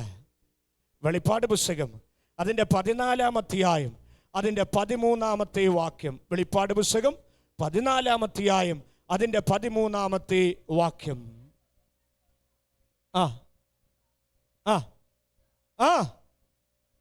കർത്താവിൽ മരിക്കുന്ന മൃതന്മാർ ഭാഗ്യവാന്മാർ, അവർ തങ്ങളുടെ പ്രയത്നങ്ങളിൽ നിന്ന് വിശ്രമിക്കേണ്ടതാകുന്നു. അവരുടെ പ്രവൃത്തി അവരെ. നാം ഇവിടെ വായിച്ചത് എന്താണ്? 17-ാമത്തെ വാക്യത്തിൽ അവർ മരിക്കുമ്പോൾ യാതൊന്നും കൊണ്ടുപോകുന്നില്ല, അവരുടെ മഹത്വം അവരെ. പക്ഷെ ഒരു ദൈവവൈതലിന് അഭിമാനത്തോടെ പറയാൻ കഴിയും. വെളിപ്പാട് പുസ്തകം 14-ാമത്തെ അധ്യായത്തിൽ അത് രേഖപ്പെടുത്തിയിരിക്കുന്നു. എഴുതുക, ക്രിസ്തുവിൽ മരിക്കുന്ന മൃതന്മാർ. ക്രിസ്തുവിൽ വിശ്വസിക്കുന്ന ദൈവമക്കളെ, കർത്താവിൽ ജനിച്ച് കർത്താവിൽ മരിക്കുവാൻ ഇടയാൽ അതൊരു ഭാഗ്യമാണ്. അവരുടെ മഹത്വം നിലനിൽക്കും. എന്നാൽ ദൈവത്തിൽ ആശ്രയിക്കാത്തവരുടെ മഹത്വം നിലനിൽക്കത്തില്ല. നാം മരിച്ചാലും നമ്മുടെ പ്രവൃത്തി നമ്മെ പിൻചെല്ലുവാനിടയായിത്തീരും. ആമേ. അവരുടെ പ്രയത്നങ്ങളിൽ നിന്ന് ഒരു വിശ്രമമാണ് ദൈവം നൽകുന്നത്. അങ്ങനെയാണെങ്കിൽ സന്തോഷമുണ്ടോ? നാം മരിച്ചാലും ദുഃഖിക്കണ്ട, നമ്മുടെ പ്രവൃത്തി പിൻചെല്ലുകയും നമ്മുടെ മഹത്വം, അത് സ്വർഗമോ നമ്മുടെ മഹത്വം എന്ന് പറയുന്നത്. വചനം പറയുന്നു അവര് ഭാഗ്യവാന്മാരാണ്. ഒരു വാക്യം കൂടെ ഞാൻ ആ ഭാഗത്ത് നിന്ന് ഓർപ്പിച്ചിട്ട് അടുത്ത ഭാഗത്തേക്ക് വരികയാണ്. ആശ്രയക്കാർ, ദൈവത്തിൽ ആശ്രയിക്കാത്തവർ. അതെ, വചനം ഇങ്ങനെ രേഖപ്പെടുത്തിയിരിക്കുന്നു. അല്ലെങ്കിൽ ഒരു വിശുദ്ധ ജീവിതം നയിക്കാതെ മരണപ്പെട്ടാൽ അതിൻ്റെ 19-ാമത്തെ വാക്യത്തിൽ കാണുന്ന പദം ഇങ്ങനെയാണ്. 19-ാമത്തെ വാക്യം അടുത്തത്, അവർ ഒരു നാളും എന്ന് പറഞ്ഞാൽ അർത്ഥം ഇങ്ങനാണ്: കർത്താവ് കൈവിട്ടാൽ എന്നും ഇരുട്ടായിരിക്കും. എന്നാൽ ഒരു ദൈവവൈതലിനെ സംബന്ധിച്ച് പറയുമ്പോൾ, ക്രിസ്തുവിൽ ആശ്രയിക്കുന്ന ഒരു ദൈവവൈതലിനെ കുറിച്ച് പറയുമ്പോൾ, നാം ഇരുട്ടുള്ളിടത്തല്ല ചെല്ലാൻ പോകുന്നത്. എത്ര അനുഗ്രഹിക്കപ്പെട്ട ചിന്തയാണ്. വചനം ഇങ്ങനെ പറഞ്ഞിരിക്കുന്നു, അവർ ഒരു നാളും വെളിച്ചം കാണത്തില്ല. ആരെ? സ്വയാശ്രയക്കാർ. പക്ഷെ വെളിച്ചം കാണുന്ന ഒരു കൂട്ടരുണ്ട്. ആമേൻ പറഞ്ഞു തുടങ്ങിക്കോ. ആമേൻ. നാം മരിച്ചാലും വെളിച്ചം കാണും, മൺമറഞ്ഞാലും വെളിച്ചം കാണും. അസ്ഥികൾ ബന്ധം വിട്ട് മണ്ണോട് ദ്രവിച്ചു പോയാലോ, അതേ കർത്താവിൻ്റെ കാഹളം കേൾക്കുമ്പോൾ അസ്ഥികൾ യോജിക്കോ, തേജസ്സോട് ഉയർത്തെഴുന്നേൽക്കുവോ ഇടയായിത്തീരോ, ശോഭയുള്ള ശരീരം പ്രാപിക്കുവാനായിട്ടിടയായിത്തീരോ. ഇരുട്ടിലേക്കല്ല പോകുന്നത്. ദുഷ്ടന്മാർ കരച്ചിലും പല്ലുകടിയും ഇരുട്ടുമുള്ളിടത്തേക്ക് പോകുമ്പോൾ ദൈവപൈതലിൻ്റെ അവസ്ഥയെക്കുറിച്ച് പറഞ്ഞിരിക്കുന്ന എന്താണെന്നറിയാമോ? അത് ഒന്ന് ശ്രദ്ധിക്കണം. വെളിപ്പാട് പുസ്തകം 21-ാമത്തെ അധ്യായം 23-ാമത്തെ വാക്യം. വെളിപ്പാട് പുസ്തകം 21-ാമത്തെ അധ്യായം അതിൻ്റെ 23-ാമത്തെ വാക്യം.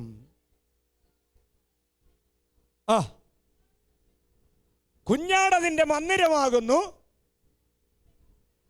നഗരത്തിൽ പ്രകാശിപ്പിപ്പാൻ സൂര്യനും ചന്ദ്രനും ആവശ്യമില്ല. കുഞ്ഞാടതിൻ്റെ കരം ഉയർത്തി ദൈവത്തെ സ്തുതിക്കാമോ? പ്രിയരെ, ഞാൻ ഓർപ്പിക്കുന്ന വളരെ ശ്രദ്ധിച്ച് കേൾക്കണമേ. ഈ ഭൂമിയിൽ ക്രിസ്തുവില്ലാതെ ഒരുവൻ മരണപ്പെട്ടു പോയാൽ, ദൈവാശ്രയമില്ലാതെ ഈ ലോകത്തിൽ നിന്ന് ജീവിതം നഷ്ടമാക്കേണ്ടി വന്നാൽ, അവരെ കുറിച്ച് പറയുന്നു, അവർ ഒരു നാളും വെളിച്ചം കാണത്തില്ല. ഒരു നാളും വെളിച്ചം കാണത്തില്ല. പക്ഷെ ഒരു ദൈവവൈതലിനെ കുറിച്ച് പറയുന്നത് എന്താണെന്നറിയാമോ? കുഞ്ഞാടതിൻ്റെ വിളക്കാണ്. കുഞ്ഞാടതിൻ്റെ വിളക്കാണ് എന്ന് പറഞ്ഞാൽ ലാംപ് ഈസ് ഇറ്റ്സ് ലാംപ്. ഞാൻ പറഞ്ഞ മനസ്സിലായോ? Lamp is its lamp. രണ്ടും ഒരേ പ്രൊനൗൺസിയേഷന്. കുഞ്ഞാടതിൻ വിളക്കാണ്. ഇന്ന് പകൽ എത്ര പേര് അങ്ങനെ വിശ്വസിക്കുന്നുണ്ട്?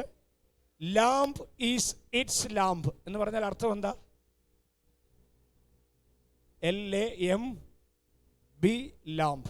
Lamp is its lamp. LAMP എന്ന് പറഞ്ഞാൽ യേശു അതിൻ്റെ വെളിച്ചമായിരിക്കും. അപ്പം നമ്മൾ ചെല്ലാൻ പോകുന്നയുടെ ഇരുട്ടാണോ? ആണോ പിതാക്കന്മാരെ പറ? നമ്മൾ ചെല്ലാൻ പോകുന്ന ഒരിക്കലും ഇരുട്ടിൻ്റെ ഇടത്തല്ല. പക്ഷെ വചനം പറയുന്നു, ആമേൻ, ദുഷ്ടന്മാർ അല്ലെങ്കിൽ ദൈവത്തിൽ ആശ്രയിക്കാത്തവർ, അവർക്കുള്ള ഓഹരി അവർ ജീവിതത്തിൽ ഒരിക്കൽ പോലും, എത്ര ഭാഗ്യ പദവി, മരിച്ചാലും ചെല്ലുന്നിടത്ത് എന്തോ ഉണ്ട്. അയ്യോ, വിശ്വസിക്കാൻ കഴിയുന്നില്ലേ? അതെ, വിശ്വസിക്കാൻ കഴിയുന്നില്ലേ? ആണോ ദൈവമക്കളെ? വിശ്വസിക്കാൻ കഴിയുന്നില്ലേ?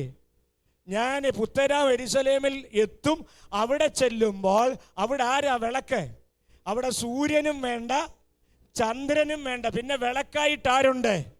അവിടെ കുഞ്ഞാട് വിളക്കായിട്ടുണ്ട്, അവിടെ എൻ്റെ യേശു വിളക്കായിട്ടുണ്ട്. ഞാൻ ഇടയ്ക്കൊന്ന് 2 വരി ഓർപ്പിച്ചതാണ്. കുഞ്ഞാടതിൻ വിളക്കാണ്. ആമേൻ. ആ പാട്ടിൻ്റെ 2 വരികളൊന്ന് പാടിയിട്ട് ഞാൻ അടുത്ത ഭാഗത്തേക്ക് വരാം. കുഞ്ഞാടതിൻ വിളക്കാണ്, അതുകൊണ്ട് ഇരുളൊരു ലേശോ അവിടെ ഇല്ല. അക്കരയായ എൻ്റെ ശാശ്വത നാട്, അത് വിശ്വസിക്കുന്ന എത്ര പേരുണ്ട്? സ്വയാശ്രയക്കാർ വെളിച്ചം കാണാതെ പോകുമ്പോൾ, സ്വയാശ്രയക്കാർ രൂപമില്ലാതെ പോകുമ്പോൾ, മൃഗത്തെ പോലെ പോകുമ്പോൾ, ഇവിടെ പേരിട്ടേച്ച് പോകുമ്പോൾ, എൻ്റെ പേര് സ്വർഗത്തിലുണ്ട്, എൻ്റെ പേര് അത് സ്വർഗത്തിലുണ്ട്. എനിക്കൊരു രൂപമുണ്ട്, ക്രിസ്തു തുല്യരായി തീരൂ. അതേ, എൻ്റെ മഹത്വം നിലനിൽക്കൂ, എൻ്റെ മഹത്വം എന്നെ പിൻചൊല്ലൂ, അതെ, എൻ്റെ പ്രവൃത്തി എന്നെ പിന്തുടരൂ. അവസാനം പറഞ്ഞത് ഇങ്ങനാണ്, അതെ, കുഞ്ഞാട് വെളിച്ചമാണ്. അവിടെ ചെല്ലുവെന്ന് ഉറപ്പുള്ള എത്ര പേരുണ്ട്? പുത്തനാം യെരൂശലേമിൽ ഞാൻ ചെല്ലു.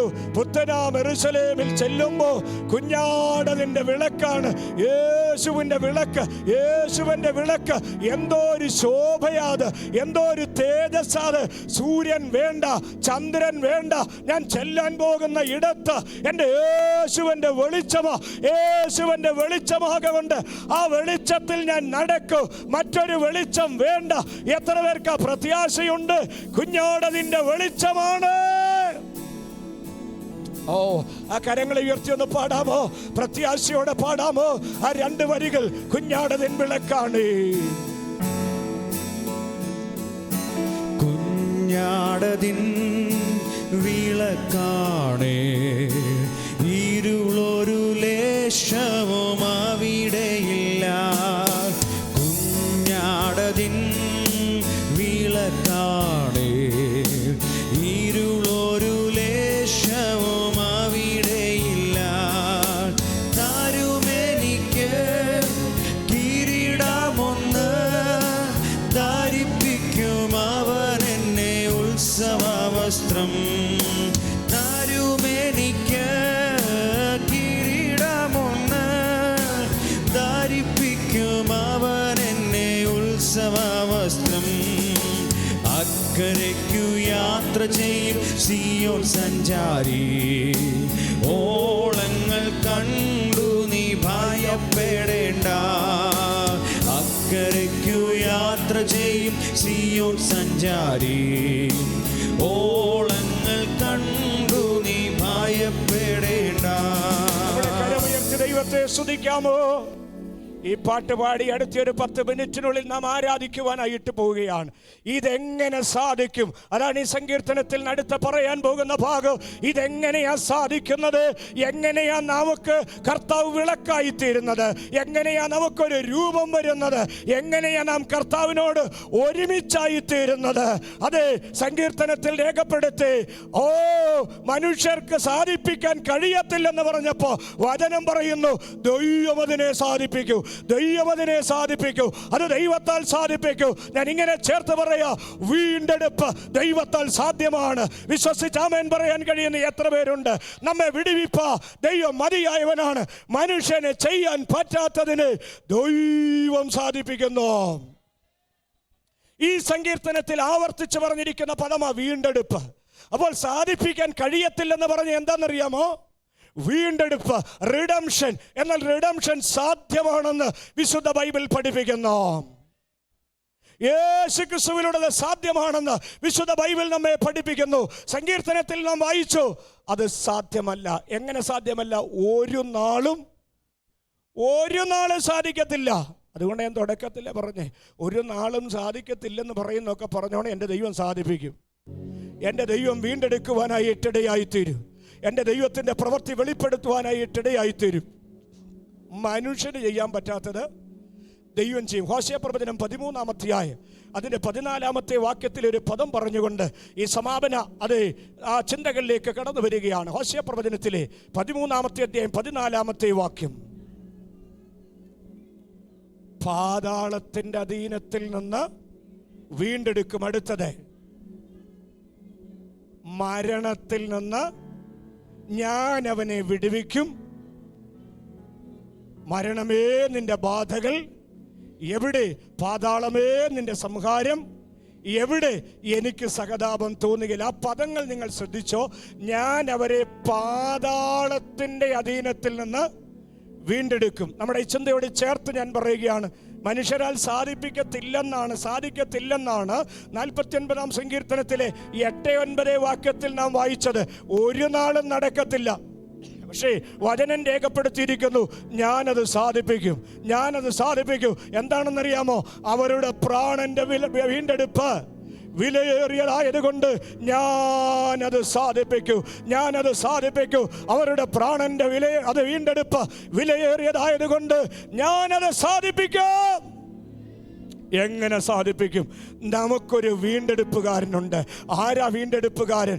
എന്താ വീണ്ടെടുപ്പെന്ന് പറഞ്ഞാൽ, ഞാൻ വേഗത്തിൽ പറയാം, അടിമത്വത്തിൽ നിന്ന്, ദുരിതത്തിൽ നിന്ന് സ്വതന്ത്രനാക്കപ്പെടുന്ന അവസ്ഥയ്ക്ക് പറയുന്ന പേരാണ് വീണ്ടെടുക്കുക എന്നുള്ളത്. നമ്മെ ക്ലേശത്തിൽ നിന്ന്, പ്രതിസന്ധികളിൽ നിന്ന്, പ്രതികൂലങ്ങളിൽ നിന്ന്, അടിമത്വത്തിൽ നിന്ന്, ദുരിതങ്ങളിൽ നിന്ന്, പ്രശ്നങ്ങളിൽ നിന്ന് കൈപിടിച്ചെടുക്കുന്ന അനുഭവത്തിന് പറയുന്ന പേര് വീണ്ടെടുപ്പ്. കുഴിയിൽ പോയ ഒരാളെ, നഷ്ടപ്പെട്ടു പോയ ഒരാളെ, അവനെ കൈപിടിച്ച് കയറ്റുന്ന അനുഭവത്തിന് പറയുന്ന പേരാണ് വീണ്ടെടുപ്പെന്ന് പറയുന്നത്. മറ്റൊരർത്ഥത്തിൽ ഞാൻ പറഞ്ഞാൽ, ചന്തയിൽ പോയി ഒരടിമയെ വില കൊടുത്ത് വാങ്ങി അവനെ നമ്മുടെ വീട്ടിൽ നിർത്തി മകനാക്കി തീർത്ത്, അങ്ങനെ ആ അനുഭവത്തിന് പറയുന്ന പേരാണ് വീണ്ടെടുത്തു എന്നുള്ളത്. കരമുയർത്തി ദൈവത്തെ സ്തുതിക്കാമോ? അടിമകളായിരുന്ന എന്നെയും നിങ്ങളെയും ദൈവം വീണ്ടെടുത്തു. എന്നെയും നിങ്ങളെയും കർത്താവ് വില കൊടുത്ത് വാങ്ങുവാനായിട്ടിടയായി തീർന്നു. ഞാൻ 2 പ്രത്യേകത പറയാം. ഒരുപക്ഷെ അത്രയും പറയാനേ പറ്റിയുള്ളെങ്കിൽ അവിടെ കൊണ്ട് സന്ദേശം അവസാനിപ്പിക്കും. നമ്മുടെ വീണ്ടെടുപ്പുകാരൻ ജീവിക്കുന്നെന്ന് പറയാൻ എത്ര പേരുണ്ട്? നിങ്ങളെ കർത്താവ് തൊടാൻ പോവുകയാണ്. ഞാൻ പറഞ്ഞു, നിങ്ങളെ താഴ്ചയിൽ നിന്ന് കോരിയെടുക്കുന്നതിന്, ആപത്തിൽ നിന്ന് വീണ്ടെടുക്കുന്നതിൽ നിന്ന്, അടിമത്തത്തിൽ നിന്ന് വില കൊടുത്ത് മേടിക്കുന്നതിന്, പാപത്തിൽ നിന്ന് വീണ്ടെടുക്കുന്നതിന്, അല്പം കൂടെ കടത്തി പറഞ്ഞാൽ, redeemed from the bondage of Satan, സാത്താന്റെ അധീനതയിൽ നിന്ന്. എന്താ ഹോശേയ പ്രവചനത്തിൽ വായിച്ചത്? മരണത്തിൽ നിന്ന്, പാതാളത്തിൽ നിന്ന് എന്നെ വീണ്ടെടുക്കോ. യേശു കർത്താവിന്റെ നാമത്തിൽ മരണം എഴുതി വച്ചിരിക്കുന്നത് മാറ്റിക്കളയുന്നുവെന്ന് ഇന്ന് പകൽ ആത്മനിയോഗത്തോട് പറഞ്ഞാൽ, അതേ വിളിച്ച് പറയുമ്പോൾ അത് ഏറ്റെടുക്കുവാൻ തയ്യാറാകുന്ന എത്ര പേരുണ്ട്? യേശു കർത്താവിന്റെ നാമത്തിൽ ഒരു പ്രവചനം ഞാൻ പറയുകയാണ്. മരണത്തെ ഒഴിച്ചു കളയുന്ന ദൈവപ്രവൃത്തി ആ കൂടാരത്തിൽ അത് വെളിപ്പെട്ടുകൊണ്ടിരിക്കുകയാണ്. പലവട്ടം വിധി എഴുതിയത് പോലെയുള്ള അത് വിധിയെഴുത്തുകൾ ഉണ്ട്. ഇന്ന് പകൽ പ്രാർത്ഥനയിൽ ഉണർന്നു ഒരു ദൈവപ്രവൃത്തി വെളിപ്പെടുന്നു. ഇവിടെ സംസാരിച്ചു കൊണ്ടിരിക്കുമ്പോഴും ആത്മാവിന്റെ പ്രവൃത്തി വെളിപ്പെടട്ടെ. പാതാളത്തിൽ നിന്നും മരണത്തിൽ നിന്നും വീണ്ടെടുക്കുമെന്ന് ആത്മാവ് പറയുന്നു. മരണത്തിന്റെ കരങ്ങളിൽ നിന്ന് വിടിവിപ്പാൻ ദൈവം വിശ്വസ്തനാണ്. ഇപ്പോൾ അത് സംഭവിക്കട്ടെ കർത്താവ്. ദൈവാത്മാവിന്റെ പ്രവൃത്തി ഇവിടെ വെളിപ്പെടട്ടെ. ഊടം ജാരി വല്ലകരക്ക ശംദരവരവ ഉടിവരകലക ശംദരവരവേ. ഒരു പിന്തുടരുന്ന ശക്തി പോലെ തള്ളിയിട്ട് അനർത്ഥത്തിലാക്കുക, നിത്യ കിടക്ക ഒരുക്കുക. ഭവനത്തിനകത്ത് വെല്ലുവിളിക്കുന്ന പോരുകൾ ഇപ്പോൾ ആ ഭവനത്തിന് മേൽ ദൈവാത്മാവിന്റെ പ്രവൃത്തി ഞാൻ കൽപ്പിക്കുന്നു. ദൈവാത്മാവിന്റെ പ്രവൃത്തി വെളിപ്പെടട്ടെ യേശു കർത്താവിന്റെ നാമത്തിൽ. ഈ വചനം വിശ്വസിക്കുന്ന എത്ര പേരുണ്ട്? വചനം പറയുന്നു, മരണത്തിൽ നിന്ന് നിന്നെ. ഞാനതാ തുടക്കത്തിൽ എൻ്റെ ഒരു അനുഭവം പറഞ്ഞത്. ഞാൻ പറഞ്ഞു, എനിക്ക് എന്ത് പറ്റിയെന്ന് അറിയത്തില്ല, കണ്ണടച്ചോ എന്തോ, പക്ഷെ പതിയിരിപ്പുകളുണ്ട്. പക്ഷെ ദൈവം വീണ്ടെടുക്കുന്ന ദൈവമാണ്. പാതാളത്തിന്റെ ശക്തികളിൽ നിന്ന് വീണ്ടെടുക്കും. മരണത്തിൽ ദൈവം വീണ്ടെടുക്കും. അടിമത്തത്തിൽ ദൈവം വീണ്ടെടുക്കും. പാപത്തിന്റെ അടിമത്തത്തിൽ നിന്ന്, ശാപത്തിന്റെ അടിമത്തത്തിൽ നിന്ന്, ദുരിതങ്ങളിൽ നിന്ന്, കഷ്ടങ്ങളിൽ നിന്ന് വീണ്ടെടുക്കുന്ന ഒരുവനുണ്ട്. യെസ്, വീണ്ടെടുക്കുന്നത് ആരാന്നറിയാമോ? നിങ്ങൾ വേണമെങ്കിൽ റെഫറൻസ് എഴുതിയെടുത്തോ. ഞാൻ വചനം പഠിച്ചതുകൊണ്ട് അല്ലെങ്കിൽ പഠന വിധേയമാക്കിയപ്പോൾ ലഭിച്ച ചില ചിന്തകളാണ്. അതുകൊണ്ട് വലിയ അർത്ഥങ്ങളൊന്നും അല്ലെങ്കിൽ വലിയ ആശയങ്ങൾ ലഭിക്കത്തില്ല, നിങ്ങൾക്ക് ഒത്തിരി പ്രയോജനപ്പെടത്തില്ല. പക്ഷേ പിന്നത്തേതിൽ നിങ്ങൾ വീട്ടിൽ പോയി ധ്യാനിക്കാൻ വേണമെങ്കിൽ എഴുതിയെടുത്തു. ലേവ്യ 25:25, ലേവ്യ പുസ്തകം 25:25. വീണ്ടെടുക്കുന്ന എന്താന്ന് ചോദിച്ചാൽ, ഒരടുത്ത ചാർച്ചക്കാരൻ, സ്വന്തക്കാരൻ നഷ്ടപ്പെട്ട വസ്തുവക വീണ്ടെടുക്കുന്നു. അതിനെക്കുറിച്ച് ബൈബിൾ പറയുന്നു. വല്ലതും നഷ്ടപ്പെട്ടിട്ടുണ്ടോ? ഒരു വീണ്ടെടുപ്പുകാരനുണ്ട്. വായിപ്പിക്കാൻ ഇനിയും സമയമെടുക്കത്തില്ല. ലേവ്യ 25:25 പറയുന്നു, നിന്റെ വസ്തുവകയോ നഷ്ടപ്പെട്ടാൽ അത് വീണ്ടെടുക്കാൻ ദൈവം ഒരുവനെ അയക്കും. അവന് വീണ്ടെടുപ്പുകാരൻ എന്ന് പേര് പറയുന്നു. നഷ്ടമായതിനെ ഇന്ന് പകൽ വീണ്ടെടുക്കാൻ എത്ര പേര് തയ്യാറാകുന്നു? നിന്റെ കൈമോശം വന്നത്, എഴുതിപ്പോയത്, അതേ തിരിച്ചെടുക്കുവാൻ പ്രാർത്ഥിച്ചു കൊണ്ടിരിക്കുന്ന വിഷയങ്ങൾ, അതേ പ്രോപ്പർട്ടി സംബന്ധമായ വിഷയമാകട്ടെ, വചനം പറയുന്നു അതിനെ വീണ്ടെടുക്കുന്ന ഒരു വീണ്ടെടുപ്പുകാരനുണ്ട്. നഷ്ടപ്പെട്ടതിനെ വീണ്ടെടുത്തു തരുന്ന ഒരുവനുണ്ട്. വിശ്വസിച്ച് ആമേൻ പറയാൻ കഴിയുന്ന എത്ര പേരുണ്ട്? അങ്ങനെ നഷ്ടം വന്നിട്ടുണ്ടോ? അങ്ങനെ പ്രാർത്ഥിക്കുന്നവരുണ്ടോ? ഒരു വസ്തുവിന്റെ വിഷയത്തിന് വേണ്ടി വചനം പറയുന്നു ഒരു വീണ്ടെടുപ്പുകാരൻ ഉണ്ട്. നിന്റെ വസ്തുവക വീണ്ടെടുക്കുന്ന ഒരു വീണ്ടെടുപ്പുകാരൻ. വിശ്വസിച്ച് ആമേൻ പറയാൻ കഴിയുന്ന എത്ര പേരുണ്ട്? രണ്ടാമത്തെ വീണ്ടെടുപ്പ്, നമ്പേഴ്സ് ചാപ്റ്റർ 35:12, സംഖ്യാപുസ്തകം 35-ാം അധ്യായം അതിന്റെ 12-ാമത്തെ വാക്യം. സംഖ്യ 35:12 അവിടെ പറഞ്ഞിരിക്കുന്നത് ഇങ്ങനെയാണ്: ഒരു കുടുംബാംഗം കൊല്ലപ്പെട്ട് കഴിഞ്ഞാൽ അവന് വേണ്ടി പ്രതികാരം ചെയ്യാൻ ഒരുവനെ അയക്കുന്നു, ഒരു വീണ്ടെടുപ്പുകാരനെ അയക്കുന്നു. രണ്ടാമത്തെ വീണ്ടെടുപ്പിനെ കുറിച്ച് പറയുന്നു. അർത്ഥം ഇങ്ങനെയാണ്, ഞാൻ ഇത് മാത്രം പറയാം. നിനക്ക് വേണ്ടി പ്രതികാരം ചെയ്യാൻ ഒരു വീണ്ടെടുപ്പുകാരൻ വരും. ആത്മാവ് പറയുന്നു, ചിലടത്ത് നീ പ്രതികാരത്തിന് പോകണ്ട, നിനക്ക് വേണ്ടി ദൈവം പ്രതികാരത്തിന് എഴുന്നേൽക്കൂ. വിശ്വസിച്ച് ആമേൻ പറയാൻ കഴിയുന്ന എത്ര പേരുണ്ട്? നിനക്ക് വേണ്ടി ദൈവം പ്രതികാരം ചെയ്യാൻ എഴുന്നേൽക്കൂ. പ്രതികാരം ചെയ്യാൻ നിനക്ക് വേണ്ടി വരുന്നയാളിന് പറയുന്ന പേരാണ് ദ റെഡീമർ. വിശ്വസിക്കാൻ കഴിയുന്ന എത്ര പേരുണ്ട്? പ്രതികാരം ചെയ്യാൻ വരുന്നയാൾക്ക് പറയുന്ന പേര് റെഡീമർ. അത് കർത്താവാണ് നമുക്ക് വേണ്ടി വാദിക്കുന്നത്. നിനക്ക് വേണ്ടി വാദിക്കാൻ ആരുമില്ല എന്ന് പറയുമ്പോൾ ദൈവമാണ് എനിക്കും നിങ്ങൾക്കും വേണ്ടി വാദിക്കുന്നത്. ചിലപ്പോൾ മിണ്ടാതിരുന്നാൽ മതി, ചിലത് കേട്ടില്ലെന്ന് പറഞ്ഞാൽ മതി. നിനക്ക് വേണ്ടി ദൈവം എഴുന്നേൽക്കും, നിനക്ക് വേണ്ടി ദൈവം എഴുന്നേൽക്കും. ചില മാനുഷ്യ വാക്കുകൾ നിന്നെ തകർത്തിരിക്കും. ഇല്ല, തളരണ്ട പിതാവേ, തളരണ്ട മാതാവേ, തളരണ്ട കുഞ്ഞേ.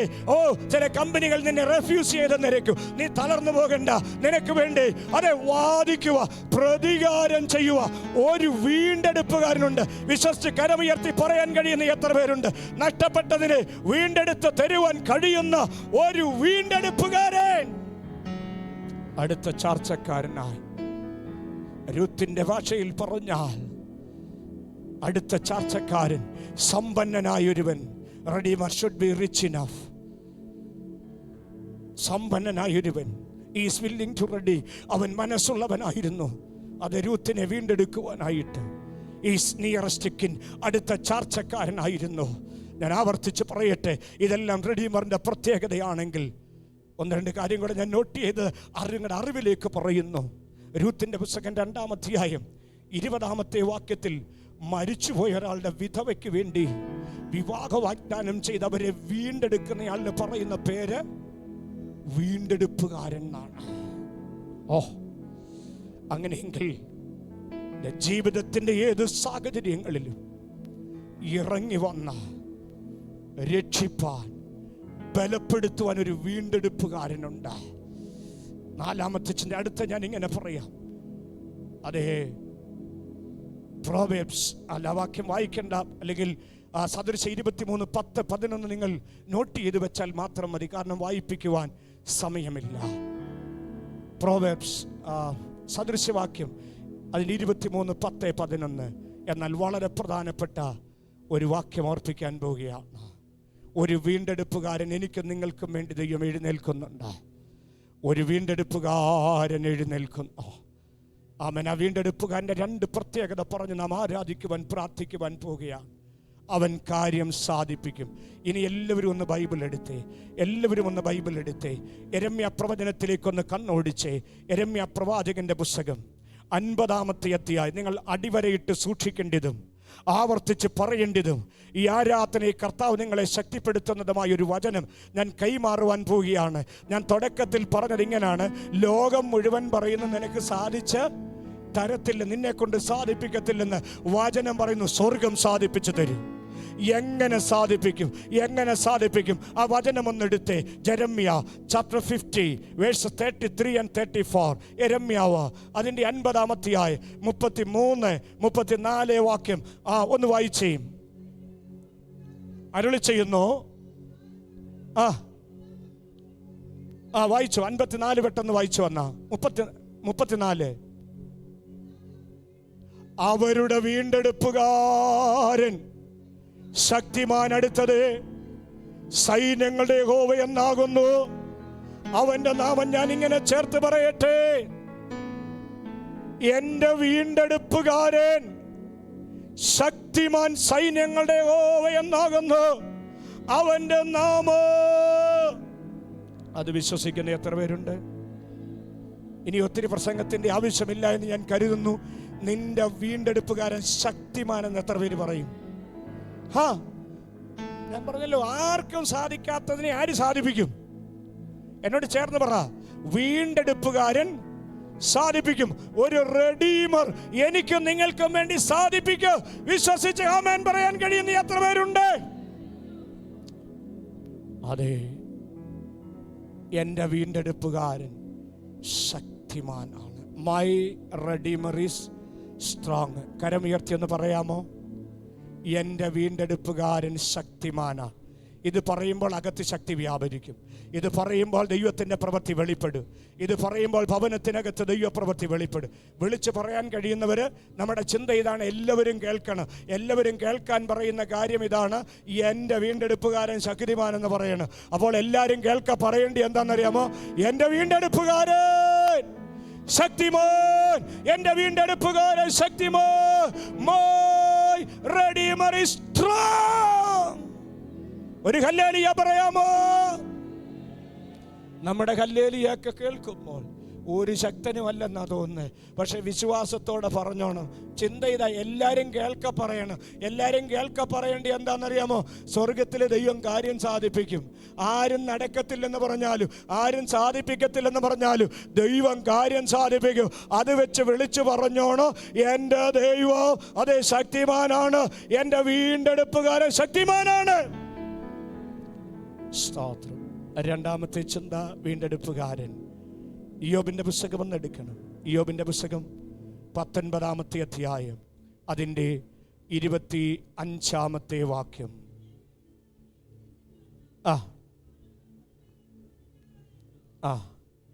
മതി. എൻ്റെ വീണ്ടെടുപ്പുകാരൻ ജീവിച്ചിരിക്കുന്നു. I know that my redeemer lives. എത്ര പേർക്ക് പറയാൻ കഴിയും? ഗോസ്പ്രറെ, ഞാൻ ആത്മനിയോഗത്താൽ പറയുകയാണ്: എൻ്റെ വീണ്ടെടുപ്പുകാരൻ ജീവിച്ചിരിക്കുന്നു. എൻ്റെ വീണ്ടെടുപ്പുകാരൻ ജീവിച്ചിരിക്കുന്നു. പിതാക്കന്മാരെ ഞാൻ വിളിച്ചു പറയട്ടെ, നിങ്ങളുടെ വീണ്ടെടുപ്പുകാരൻ ജീവിച്ചിരിക്കുന്നു. Yes. How many of you know? Yes. വചനം പറയുന്നു, I know that my redeemer lives. ഇത് പറയുമ്പോൾ ചങ്ക് കീറുന്നത് പോലെ ദൈവശക്തി എൻ്റെ അകത്തുകൂടെ പായുകയാണ്. വാ തുറന്ന് പറയണം: മൈ റെഡീമർ ലിവ്സ്.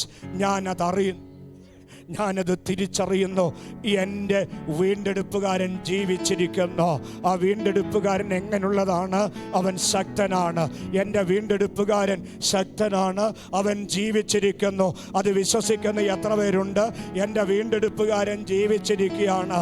എൻ്റെ വീണ്ടെടുപ്പുകാരൻ ശക്തനായ ഒരുവനാണ്.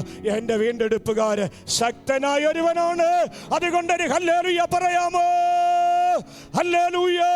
എൻ്റെ വീണ്ടെടുപ്പുകാരൻ ശക്തിമാൻ, എൻ്റെ വീണ്ടെടുപ്പുകാരൻ ജീവിച്ചിരിക്കുന്നു.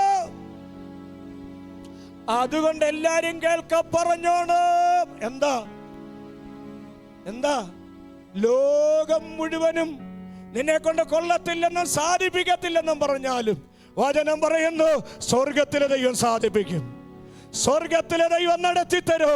സ്വർഗത്തിലെ ദൈവം നിന്റെ ഹൃദയത്തിലെ ആഗ്രഹം നടത്തി തരൂ. കാരണം നിനക്കൊരു വീണ്ടെടുപ്പുകാരനുണ്ട്. അവന്റെ പ്രത്യേകത എന്താ? He is strong. വീണ്ടെടുപ്പുകാരന്റെ പ്രത്യേകത He is strong. 2, വീണ്ടെടുപ്പുകാരന്റെ പ്രത്യേകത അവൻ ജീവിക്കുന്നു. വീണ്ടെടുപ്പുകാരൻ ജീവിക്കുന്നു. വിളിച്ചു പറയുന്നേ, എല്ലാരും കേൾക്ക പറയേണ്ടത്, എന്റെ വീണ്ടെടുപ്പുകാരൻ ശക്തിമാ. എല്ലാവരും കേൾക്ക പറയേണ്ടത്. നീ പ്രശ്നങ്ങളെ നോക്കണ്ട, പ്രതിസന്ധിയെ നോക്കണ്ട, എല്ലാവരും കേൾക്ക പറയണം, എന്റെ വീണ്ടെടുപ്പുകാരൻ ജീവിക്കുന്നു, എന്റെ വീണ്ടെടുപ്പുകാരൻ ശക്തിമാനാണ്. എങ്ങനെ വീണ്ടെടുത്തു? മത്തായി സുവിശേഷം 20-ാം അധ്യായത്തിൽ 28-ാമത്തെ വാക്യത്തിൽ ഇങ്ങനെയാണ്. എങ്ങനെയാ നമ്മെ വീണ്ടെടുത്തെന്നറിയാമോ? എങ്ങനെയാ വീണ്ടെടുപ്പുകാരൻ ശക്തനായെന്നറിയാമോ? അതെ, നമ്മെ വീണ്ടെടുക്കുവാൻ വേണ്ടി തൻ്റെ ജീവനെ, വചനം ഇങ്ങനെ വായിക്കുന്നല്ലോ, തൻ്റെ ജീവനെ മറുവിലയായി. അങ്ങനെയാണെങ്കിൽ നമ്മുടെ വീണ്ടെടുപ്പ് എങ്ങനെയായിരുന്നു? യേശുക്രിസ്തുവിൻ്റെ ജീവനെ നൽകി തന്ന്. കരമുയർത്തിയെന്ന് പറഞ്ഞ്, കാൽവറിയിൽ നമുക്കായി യേശുക്രിസ്തുവിൻ്റെ ജീവനെ നമുക്കായി നൽകി തന്ന കരങ്ങളൊന്ന് ഉയർത്തിപ്പിടിക്കാമോ? ആ കർത്താവിനെ ഒന്ന് ധ്യാനിക്കാമോ? പത്രോസിലേക്ക് അതിനെക്കുറിച്ച് പറഞ്ഞിരിക്കുന്നത് ഇങ്ങനെയാണ്: പൊന്നെ, വെള്ളി മുതലായി അഴിഞ്ഞു പോകുന്ന വസ്തുക്കളെ കൊണ്ടല്ല. പത്രോസ് ലേഖനത്തിൽ 1 പത്രോസ് 1:18 പറഞ്ഞു. അതിങ്ങനെ പറഞ്ഞത്, പൊന്നെ, വെള്ളി മുതലായ അഴിഞ്ഞു പോകുന്ന വസ്തുക്കളെ കൊണ്ടല്ല, പിന്നെ ക്രിസ്തു വന്ന നിർദോഷവും നിഷ്കളങ്കമായ കുഞ്ഞാടിൻ്റെ വിലയേറിയ the great and precious blood, കുഞ്ഞാടിൻ്റെ വിലയേറിയ രക്തം, ആ രക്തം കൊണ്ടാണ് നമ്മെ വീണ്ടെടുത്തത്. അതുകൊണ്ടാണ് ഞാൻ പറഞ്ഞത്, നമ്മുടെ പേരവിടെ എഴുതി വെക്കും. സ്വയാശ്രയക്കാർക്ക് അതറിയത്തില്ല, നമ്മുടെ പേരെഴുതി വെക്കും. പിന്നെ നാം വെട്ടം കണ്ടുകൊണ്ട് നടക്കും. ആരാ വെളിച്ചം? Lamb is its lamp. കുഞ്ഞാടതിൻ്റെ വിളക്കാണ്. വിശ്വസിക്കുന്ന എത്ര പേരുണ്ട്? ഞാൻ ആ വെളിച്ചത്തിൽ നടക്കുമെന്ന് ഉറപ്പുള്ള എത്ര പേരുണ്ട്? എൻ്റെ വീണ്ടെടുപ്പുകാരൻ ജീവിക്കുന്നുവെന്ന് പറയുന്ന എത്ര പേരുണ്ട്? കുഞ്ഞെ, നീ അടിമത്തത്തിലല്ല, നീ പാപത്തിലല്ല. നിന്നെ തകർക്കാൻ കഴിയത്തില്ല, കുടുംബത്തെ തകർക്കാൻ കഴിയത്തില്ല, പ്രതിസന്ധികൾക്ക് നിന്നെ തകർക്കാൻ കഴിയത്തില്ല, പ്രതികൂലങ്ങൾക്ക് നിന്നെ തകർക്കാൻ കഴിയത്തില്ല. കാരണം എനിക്കൊരു വീണ്ടെടുപ്പുകാരനുണ്ട്. സാധിക്കത്തില്ലെന്ന് പറയുമ്പോൾ വചനം പറയുന്നു, സാധിപ്പിക്കും. ആരെ? വീണ്ടെടുപ്പുകാരൻ സാധിപ്പിക്കും. അതുകൊണ്ട് കർത്താവിൻ്റെ മുഖത്തേക്ക് നോക്കിക്കേ. നമ്മെ വീണ്ടെടുപ്പാൻ യേശുക്രിസ്തുവിൻ്റെ രക്തമൂറ്റി തന്നു. നമ്മെ വീണ്ടെടുക്കുവാൻ യേശുക്രിസ്തുവിൻ്റെ ജീവൻ നമുക്കായി നൽകി തന്നു. സ്വന്തം ജീവനെ നൽകി നമ്മെ വീണ്ടെടുത്തു. ആ ക്രൂശിലേക്കൊന്ന് നോക്കിക്കേ, ആ ക്രൂശിലേക്ക് നോക്കിക്കേ. ഇങ്ങനെയുള്ളവരെ കർത്താവ് രൂപാന്തരപ്പെടുത്തു. ഇങ്ങനെയുള്ളവര് കർത്താവിൻ്റെ വരവെങ്കിൽ എടുക്കപ്പെടും. അത് മരണത്തിൽ നിന്നും പാതാളത്തിൽ നമ്മെ വീണ്ടെടുക്കും. മരണത്തിൻ്റെ ശക്തികൾക്ക് നിന്ന് അത് വീണ്ടെടുപ്പാൻ ഇടയായി തരൂ. നമ്മെ തകർക്കുവാൻ കഴിയത്തില്ല. നാം മരിച്ചു മൺമറഞ്ഞാലും ശരീരം വിട്ട് ഉയർത്തെഴുന്നേൽക്കും. എത്ര പേർക്ക് ആ പ്രതീക്ഷയുണ്ട്? എത്ര പേർക്ക് ആ പ്രത്യാശയുണ്ട്? ശരീരം വിട്ട് ഉയർത്തെഴുന്നേൽക്കും. പ്രത്യാശയുള്ള എത്ര പേരുണ്ട്? പ്രത്യാശയുള്ള എത്ര പേരുണ്ട്? കർത്താവ്, ഞാൻ കർത്താവിനോട് ഒരുമിച്ചായിരിക്കും, ഞാൻ കർത്താവിനോട് ഒരുമിച്ചായിരിക്കും. അതെ, എൻ്റെ വീണ്ടെടുപ്പുകാരൻ ജീവിക്കുന്നത് കൊണ്ട്, എൻ്റെ വീണ്ടെടുപ്പുകാരൻ ജീവിക്കുന്നത് കൊണ്ട്. ഒരിക്കൽ കൂടെ പറ, എൻ്റെ വീണ്ടെടുപ്പുകാരൻ ശക്തിമോ, എൻ്റെ വീണ്ടെടുപ്പുകാരൻ ജീവിക്കുന്നു. ഓ ജീസസ്, അവനോട് ഒരുമിച്ച് ഞാൻ ആയിരിക്കും. ആ ചിന്തകൾ നമ്മെ ഭരിക്കട്ടെ.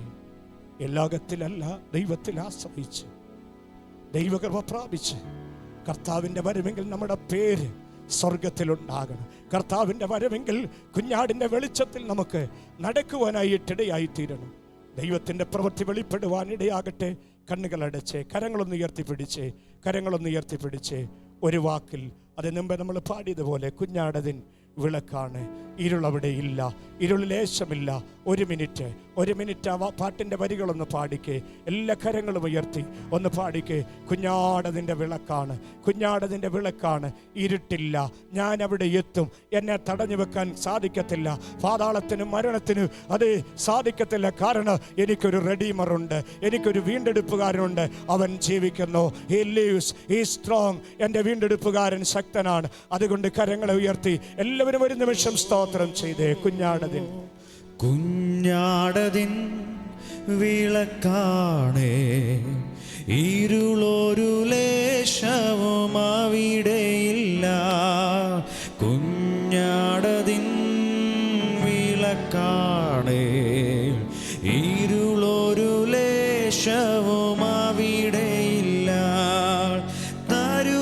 എനിക്ക് കിരീടമൊന്ന് ധരിപ്പിക്കും അവൻ എന്നെ ഉത്സവവസ്ത്രം. പ്രത്യാശയോടൊരിക്കൽ കൂടി തരുമെനിക്ക് കിരീടമൊന്ന് ധരിപ്പിക്കും അവൻ എന്നെ ഉത്സവവസ്ത്രം.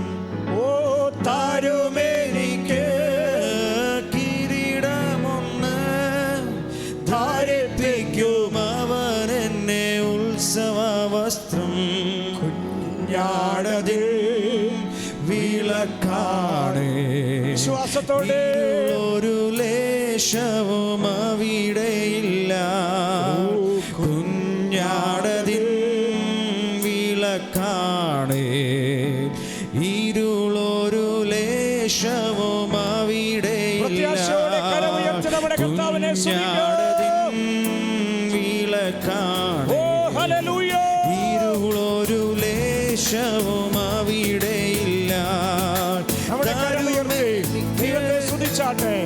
എല്ലാ കരങ്ങളും ഉയർത്തി ദൈവത്തെ സ്തുതിക്കാം. കുഞ്ഞാടതിൻ വിളക്ക്. നാം അവിടെ കർത്താവിനോട് ഒരുമിച്ചായിരിക്കും. നാം കർത്താവിനോട് ഒരുമിച്ചായിരിക്കും. കുഞ്ഞാടിന്റെ വെളിച്ചത്തിൽ നടക്കൂ. അതെല്ലാവരും കേൾക്കപ്പറ. അത് എന്റെ വീണ്ടെടുപ്പുകാരൻ ജീവിക്കുന്നു. എന്റെ വീണ്ടെടുപ്പുകാരൻ ശക്തി. ദൈവം നമ്മെ അനുഗ്രഹിക്കട്ടെ. ഈ വചനങ്ങൾ ആശ്വാസമാകട്ടെ, വിടുതലുകളാകട്ടെ. കണ്ണുകൾ അടയ്ക്കാം, പ്രാർത്ഥിക്കാം. കുഞ്ഞുമോൻ ചാനിപ്പോൾ സമാപന പ്രാർത്ഥന.